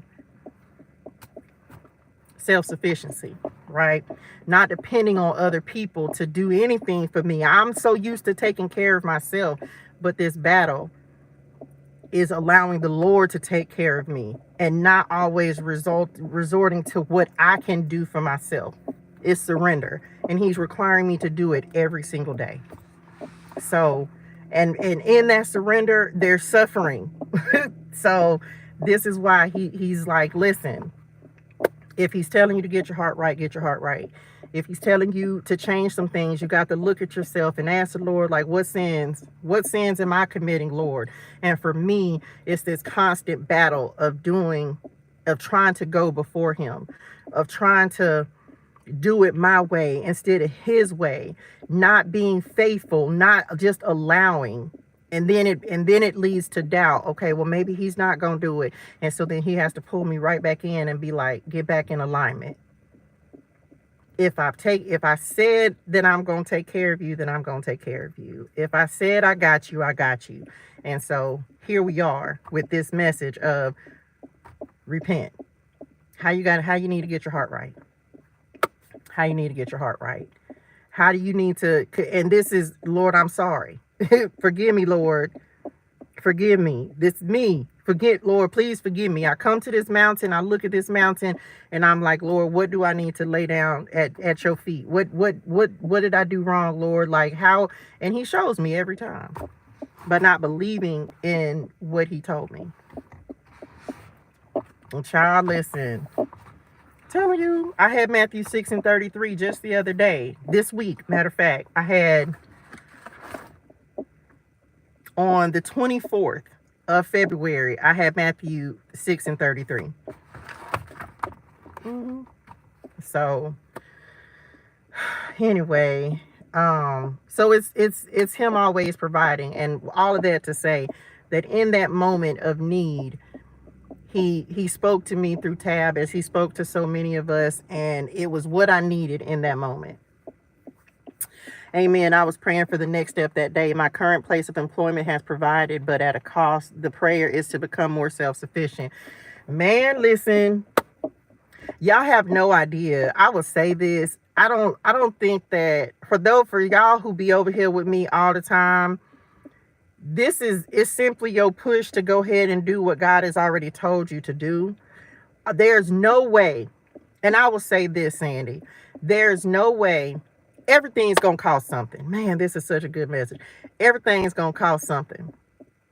But it's about you. I will say, as our community, right? Our community over here, y'all be with me all the time. There's no way that all of us are going up and we're going to leave you behind. I'm just being real about it. There's no way. There's no way. There's no way, because you either gonna catch up or keep up, because we're not gonna slow down, but we gonna tell you need to come on. And I feel like that's why God is giving you this push, that it's like it's time. We're not gonna make excuses. We're gonna make progress, because all of us have been together long enough where we should all be going up together. And that's just it. If it's not the job that you want to stay at, well, now we got to start saying, okay, what do I want to do? What am I going to do in order to take myself to this next level? And he's going to give you the step, because I personally, and this is just me, I don't feel like anyone that's over here continuing to listen to me and just continuing to listen to this story that I'm giving is not positioning themselves for something greater. I don't know what your talents are, but y'all know I am a believer that if you are surrounded by people who are in a season of elevation, we're going to pull you up. We got to pull each other up, and ain't nobody getting left behind. And so it's simply God saying, like, I've surrounded you with people who are going up, and you going too. Come on. So I know that he will give you what your next step is. None of us can really tell you what that is, but you'll know, and you're going to be like, you're right, because he's going to continue to put you with people who are like, it's time for the next level.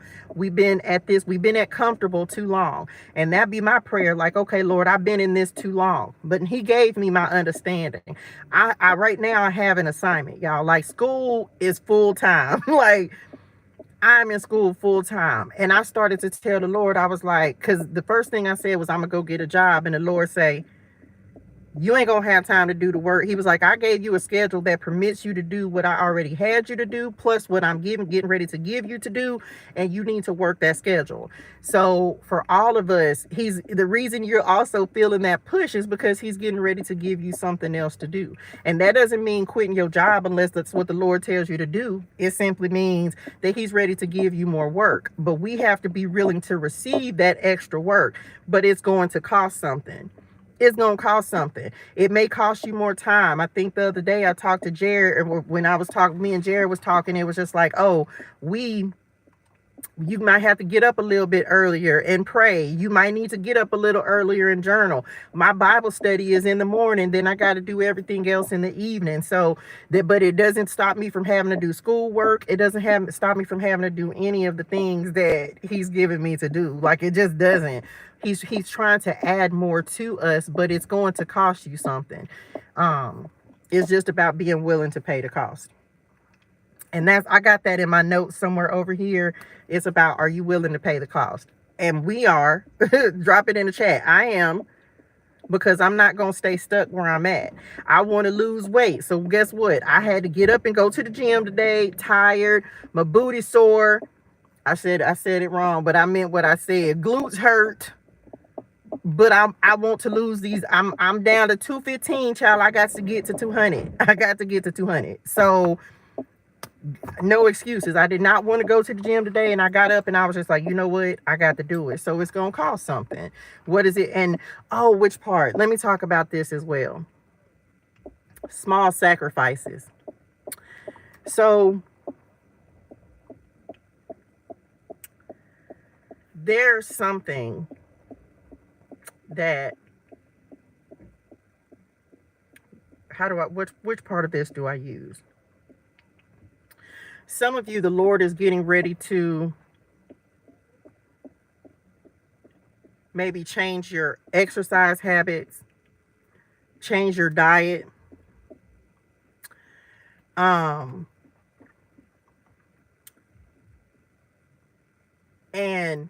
this was me to the Lord. I said, Lord, and he made me understand it today, because I didn't understand it before he showed it to me today. Revelation. Y'all, I have been on a diet of vegetables and water. That's my everyday diet. I have been on vegetables and water since, it's been a few months now, maybe about 3 months, where I stopped eating fast food because I had gained so much weight. I stopped eating fat. I was going to the gym, but I just wasn't really losing. So for the past, I know at least 3 months, it may be a little longer, all I really eat are vegetables and raw vegetables, right? And so I had $10. And I told the Lord, I was like, Lord, I don't want to go back to eating fast food. I enjoy eating vegetables. I like them. And pretty much it's the same meal over and over and over. But he gave me this in 2 steps. So my diet, like I said, has been the same for the past few months. And he talked to me about John the Baptist first, and how we know John the Baptist had in the wilderness, he didn't eat very much. I only eat like once a day. Like, I haven't eaten since about 3 o'clock yesterday. And so I don't have a desire to eat fast food. Now, the other day I ended up eating Olive Garden because I had a gift card. And but when I tell y'all that it's very, even as much, I don't eat at my daughter's house as much anymore. And she cooks amazing meals. I think the last time I ate at her house, she made some soup and it was delicious. But I don't even eat as much as at my daughter's house anymore. I really just be on vegetables, and I pretty much be on like a 24-hour fast. Like when I eat, I ate yesterday and I haven't eaten since yesterday about 3. So the first thing the Lord told me was like, because he's changed my diet. And now I don't have a desire for the fast food. Like every now and again, I might go get a piece of chicken or something, but it's maybe like once a month I'll actually eat fast food. I think the last time I ate fast food was like I ate some Popeye's chicken or something because I just was craving chicken. So he talked to me about John the Baptist and how John the Baptist didn't really eat a whole lot. He, locusts and honey. And I was like, okay. But yesterday he also made sense. He showed me how yesterday was also, or not yesterday, but what I was willing to eat and not eat was also not necessarily a test, but it was about staying committed to, for lack of a better word, purity. Because I made the choice and I told the Lord, I said, I'd rather fast than have to eat the fast food. And I said, and Lord, you'll provide a way to eat when it's time for me to eat. Because I just had that much of an aversion to going back to something that I was like, I'm so grateful that the Lord has allowed me to maintain this diet of vegetables, which we know vegetables they're not as cheap. Well, they are now because of where I go. So to Aldi. But he showed me in that commitment to not being willing to compromise my diet. He led me to the book of Daniel, reading about how the 3 Hebrew boys wouldn't compromise their diet and eat the worldly stuff. So for some of you, and he made me understand that it can be a sacrifice just as simple as that, where you would rather have a very scarce diet, because they specifically, and again, this is me not really having this understanding, where he was just like, they literally didn't want anything but vegetables and water. They would have rather had that than the food that the king was trying to give them, and the food and the wine, which was, and they were just like, no, we would much rather eat what we've been eating than accept this worldly food. So some of you, yeah, but I didn't even realize it was like I have never even heard of a Daniel fast. Let me just say that I ain't never heard of it, nor, because mind you, let me back up so it's clear. I will eat like tuna. I like canned tuna in my salad. I'm probably gonna eat some today, but that's really the only meat that I eat is like canned tuna, unless I go like my daughter's house or something like that. But I didn't even realize this. Now, you saying that this is a Daniel fast, I didn't even know it was a fast. This is just me praying, Lord, I want to eat my vegetables. It was my choice. This has been months long. And then all of a sudden today, the Lord said, yeah, but check this out, which made me be like, oh, okay. Like, I had no idea. And the Lord been talking to me about fasting. But the other thing, that's so crazy. But see, I never even heard of a Daniel fast. So I had no idea that was a thing. I just know that that's what my diet has been. And I eat the same thing over and over and over. Like, it doesn't deviate very much, y'all. It's like only certain vegetables that I can really eat raw. I eat the same thing over and over. But today he was just showing me that it's sometimes little small things that we're not willing to compromise, which shows our commitment to the Lord. For me, it was not being willing to go back to eating fast food just because I was just like, man, I'd rather just have water. if I have a choice, I don't want to go back to eating the fast food every day. Like, I don't want to do that. And so I was just like, I'd rather fast. So he showed me how that in itself was a commitment, and a change in mindset. And so I hope that made sense. So sometimes it's the smallest commitments, like going to the gym and being consistent with that, being consistent with being in your word and studying and learning and coming here and try to share with y'all some of the things that he shared with me. um it's those small things, and sometimes we think it's nothing, but to God it's everything. Yep, no meats, fruits, vegetables, nuts, and water. Man, y'all, I literally have like some peanuts.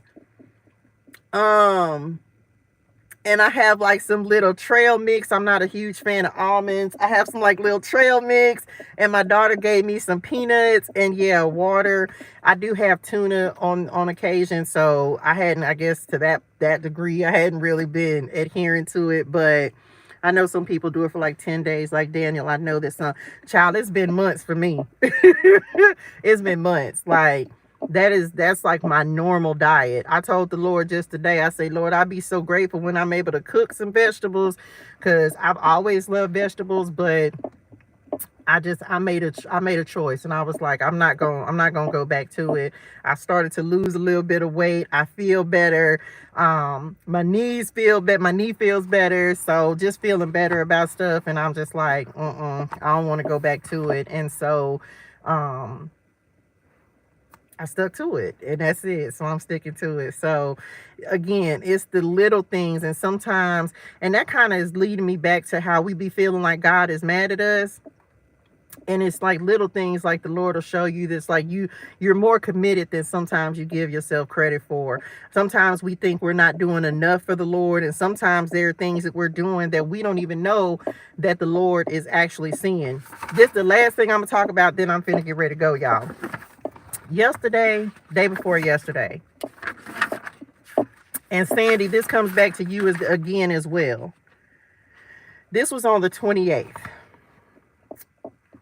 I did a message that I think it was called either I See You, or I think it was called I See You. And on the 28th of February, I got up, and this was the first day that the Lord sent me to Matthew 5, the Beatitudes, right? But when I got up that day, I was going to the park that I go sit at sometimes. And y'all, I looked up, and there was an eye in the sky. And because it was cloudy, right? But when I looked up, there was this one little part, and it was an eye. And I was like, oh my gosh, that's an eye. And immediately, as soon as I looked at it, and it was super bright, y'all, because it was like early. It was about maybe 6:30, 7 o'clock in the morning. It was about 7 because I was going to the park. And so I looked at it, and I was like in awe, because I was like, oh my gosh. I was like, that's the Lord. I was like, oh my gosh, he sees me. That's what I said. I was like, and I heard him say, I see you. And so I was just like, oh my gosh. And the sun was like, y'all, it was so bright. You could hardly look at it, but it was just an eye. So I get to, just so you know, this is my journal from the 28th, right? I had Matthew 5:19 that day. So I wrote, as I got to the park, and I had to journal about this eye that I saw, right? I said this morning coming to the park, there was an eye in the sky. It was shining brightly, so bright you could hardly look at it. And I heard the Lord say, I see you. At that exact moment that I was writing that, Sandy, you commented on the video, God sees me. At that exact moment. And I was just like, oh my gosh, thank you, Lord. It was like a whole confirmation for me in that moment, y'all. I was literally so outdone, because at the exact moment that I was writing that, I said, Sandy just commented on the video, God sees me. That was the comment that you made. I was like, oh my gosh. I just was like, man, that is so crazy. There are so many things, y'all. so many ways that the Lord is showing up, y'all. Like, I couldn't even begin to tell y'all, explain to y'all how crazy the Lord, like, it's stuff that's happening till it, you just, one day I was driving, going to school, and I'm praying. And I was just like, Lord, please let me know that you heard me, that you listening. And there's no way that this could happen. A license plate gets in front of me with the number 3364 on it. Y'all, I kid you not.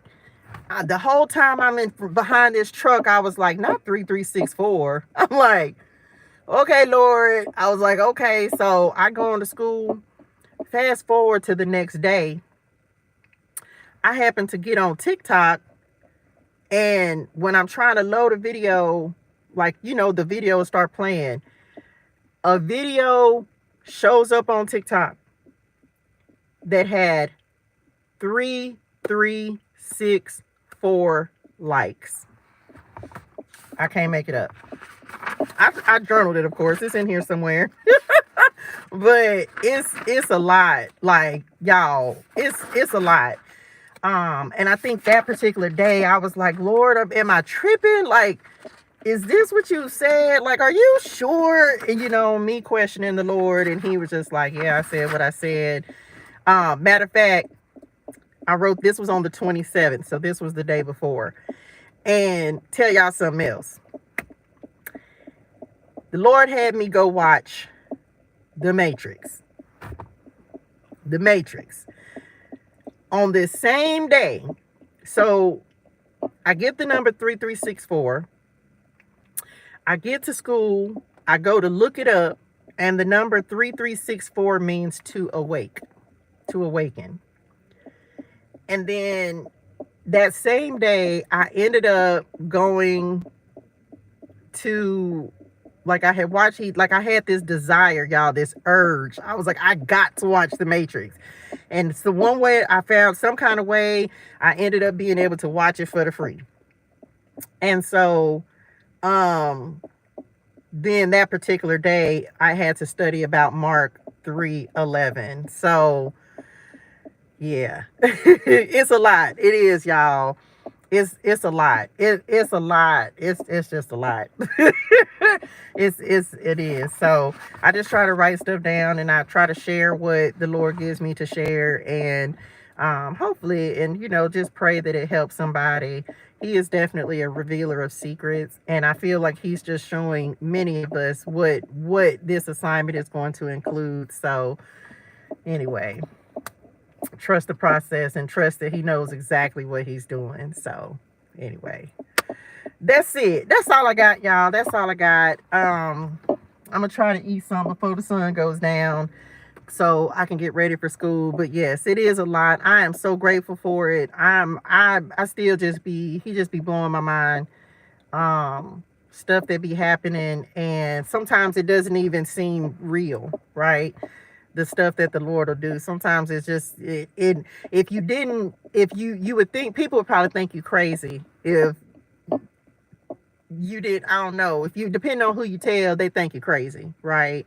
I cried out the other day, Lord, I have no more secrets, still with me as you will. Listen, today he's been having me read a lot in the book of Daniel, and I feel like, I don't know exactly why, but for several days now, he just keeps taking me back to the book of Daniel. So I'm a revealer of secrets, and I just feel like he's showing us, the more you want to know, of course, the more that he will show you, the more that you want him to reveal, the more you keep coming to him, the more he will show. And so I feel like he's doing that in whatever way we need to receive it. And so I'm grateful for it. Sometimes I feel like I be going cray because I'd be like, there's no way that just happened, but it's happening.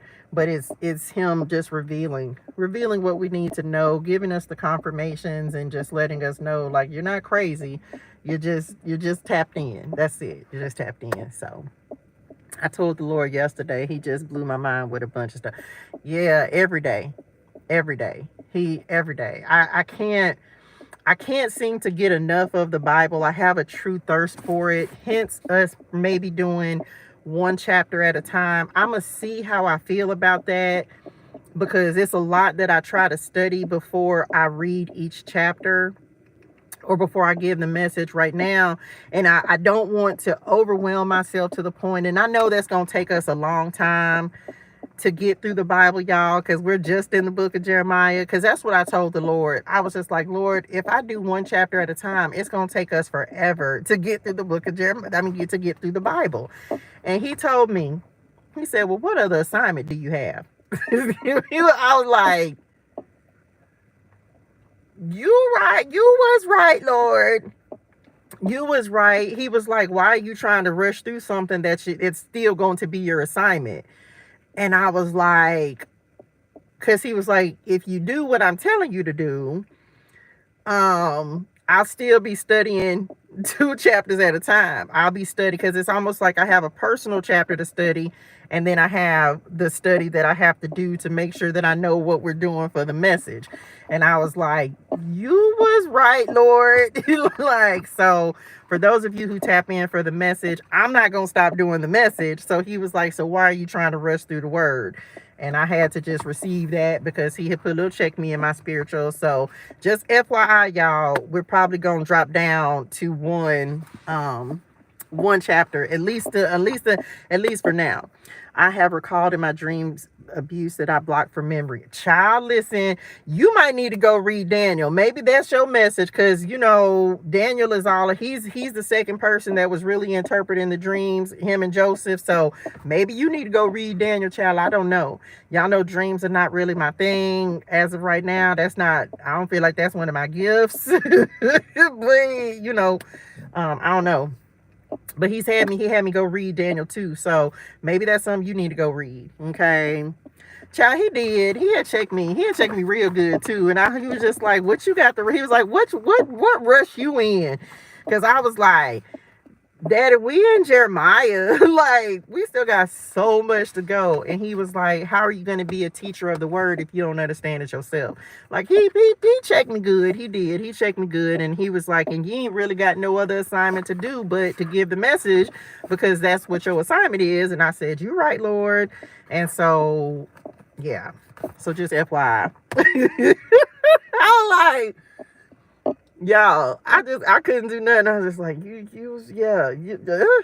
okay. So he was like, you got your work to do. He said, go do it. And he said, but he told me for real, y'all. He was like, if you're going to teach somebody about what's going on in the Bible, then you're going to understand it. You're not going to teach it from a place of, I think. He said, you're going to teach from a place of, I know. So yeah. I was just like, okay, Lord. Because as of right now, my assignment has not changed, y'all. I still got to get a message. I still got to record. I still got to do all of those things. I still got to do Bible clarity. He said, we'll see what happens after you get through this reading of the Bible. I was like, okay, but he said, for right now, slow it down. And because the thing about it is we want to understand the word. We want to know what it is and have an understanding of what we're reading so that we can apply it, because that's the whole point of the Bible, right? If you can read it, but if you're not applying it to your life, then it's serving no purpose. It's like going to church and listening to a sermon and making no change as a result of what you're hearing. And I think I told y'all the other day that as the Lord continues to teach and develop me, I don't want people to just be like, oh, that was a good word, ToShae. I don't want no, that's not the point. What can I change within myself? Like, what action can we take? Because that's what true belief is. It's not just not being a hearer of the word, but a doer of the word. If you hear something, if something resonates with you, if it convicts you, if it makes you feel some type of way, it's because the Lord's trying to point you to something like, hey, you need to work on this. You need to fix this. You need to correct this. You need to make a change with this. And so that's something he was talking, even today in Bible study, it's like, we have to be a doer of the word. We have to, everybody's not going to receive it, but for those who really want to receive it and really want their life to change, it's like all of us, we'll do what's necessary to make the changes so that we can have a different life. And so if he tells me to do one chapter at a time, I have to do one chapter at a time. I can, but it made sense, because he's like, if this is your assignment and this is what I'm giving you to do, and for it's so much bigger than what he's what we're even it's just it's bigger. He has bigger, what's the word I'm trying to say?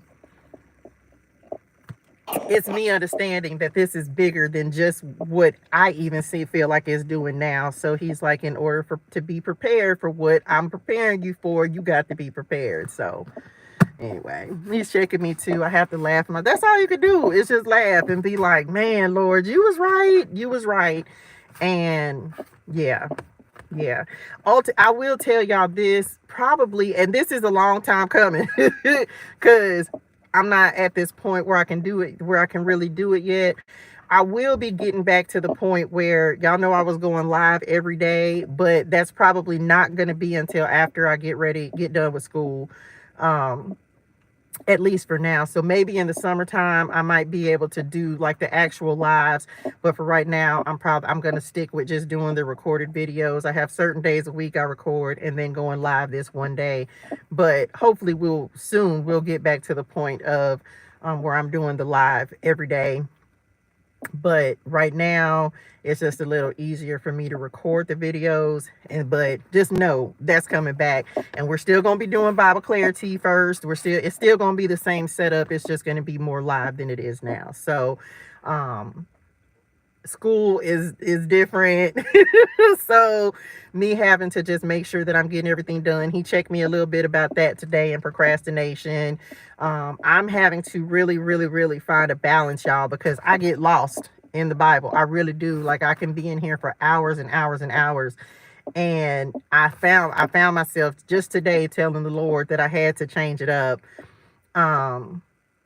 Because I have to get my stuff done for school. And so if I'm going to go live on Sundays, and that means I have to get my school stuff done before Sunday so that I'm not running out of daylight. And so, yeah, that's definitely something that's going to happen. So I'll have to just do it on a different day. So it's working out, but I'm having to find balance, right? I'm having to find balance in this, because I can get lost in this and then getting everything else done that I got to get done. So because this really is my priority, but I got to get school. I got to do my stuff at school. So that's it. That's all I got. Lord, I hope this helps somebody. I'm definitely trying to still figure out, y'all, how the Lord wants me to give these messages as they come through. I'm getting stuff every single day, and so I don't know exactly, and I'm still working on it. A lot of this stuff may be repeated as I record the messages, because I'll be recording tomorrow. Yeah, tomorrow's one of my recording days. So just know if you may hear it again, because a lot of this, like, I have so much that the Lord has given me, y'all, so much, and I'm so grateful for it. I'm so grateful for revelation. I heard a song the other day, and I don't really think I understood it, but if you're not reading the word and getting revelation, then you ain't doing something right. But every time I read the Bible, the Lord gives me something else, and he gives me more understanding. And I'm so grateful for that. So just know you may hear some stuff again, but anything that has to do with the Bible warrants repeating. So y'all may hear it on some future videos that are coming up, as well, as the Lord kind of helps me be prepared for each message that I'm giving. So he's changing some things.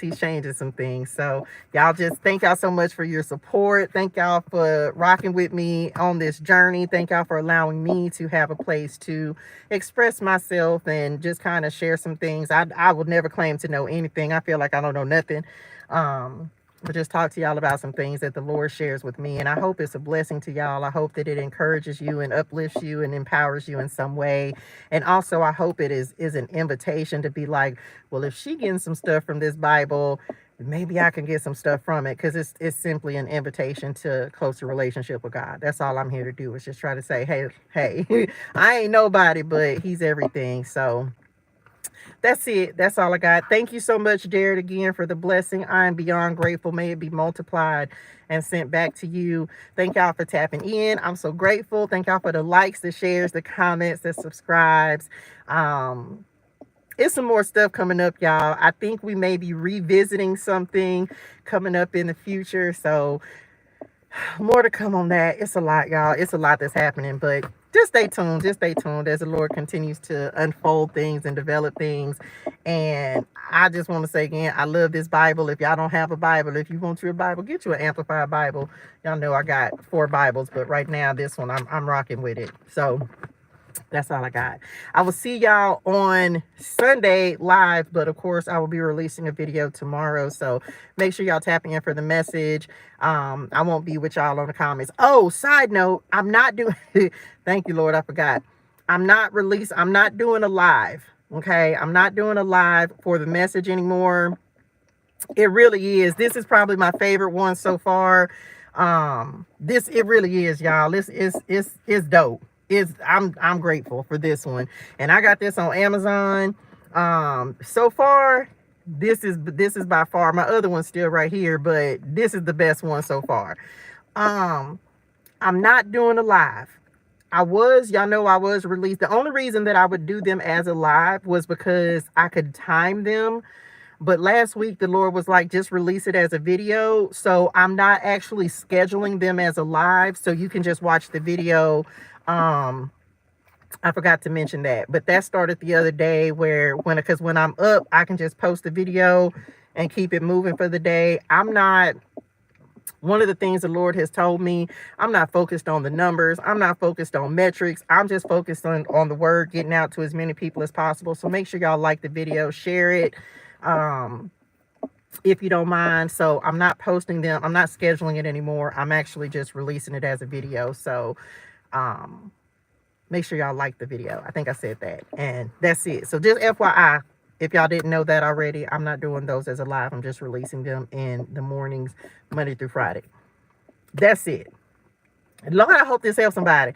Y'all, hydrate your soul and things. Drink your water. Say your gratitude. Have a fantastic and an amazing day in purpose, on purpose. And I will see y'all on next Sunday, 2:30-ish, somewhere around there. Okay, love y'all. Bye, y'all. Thank you.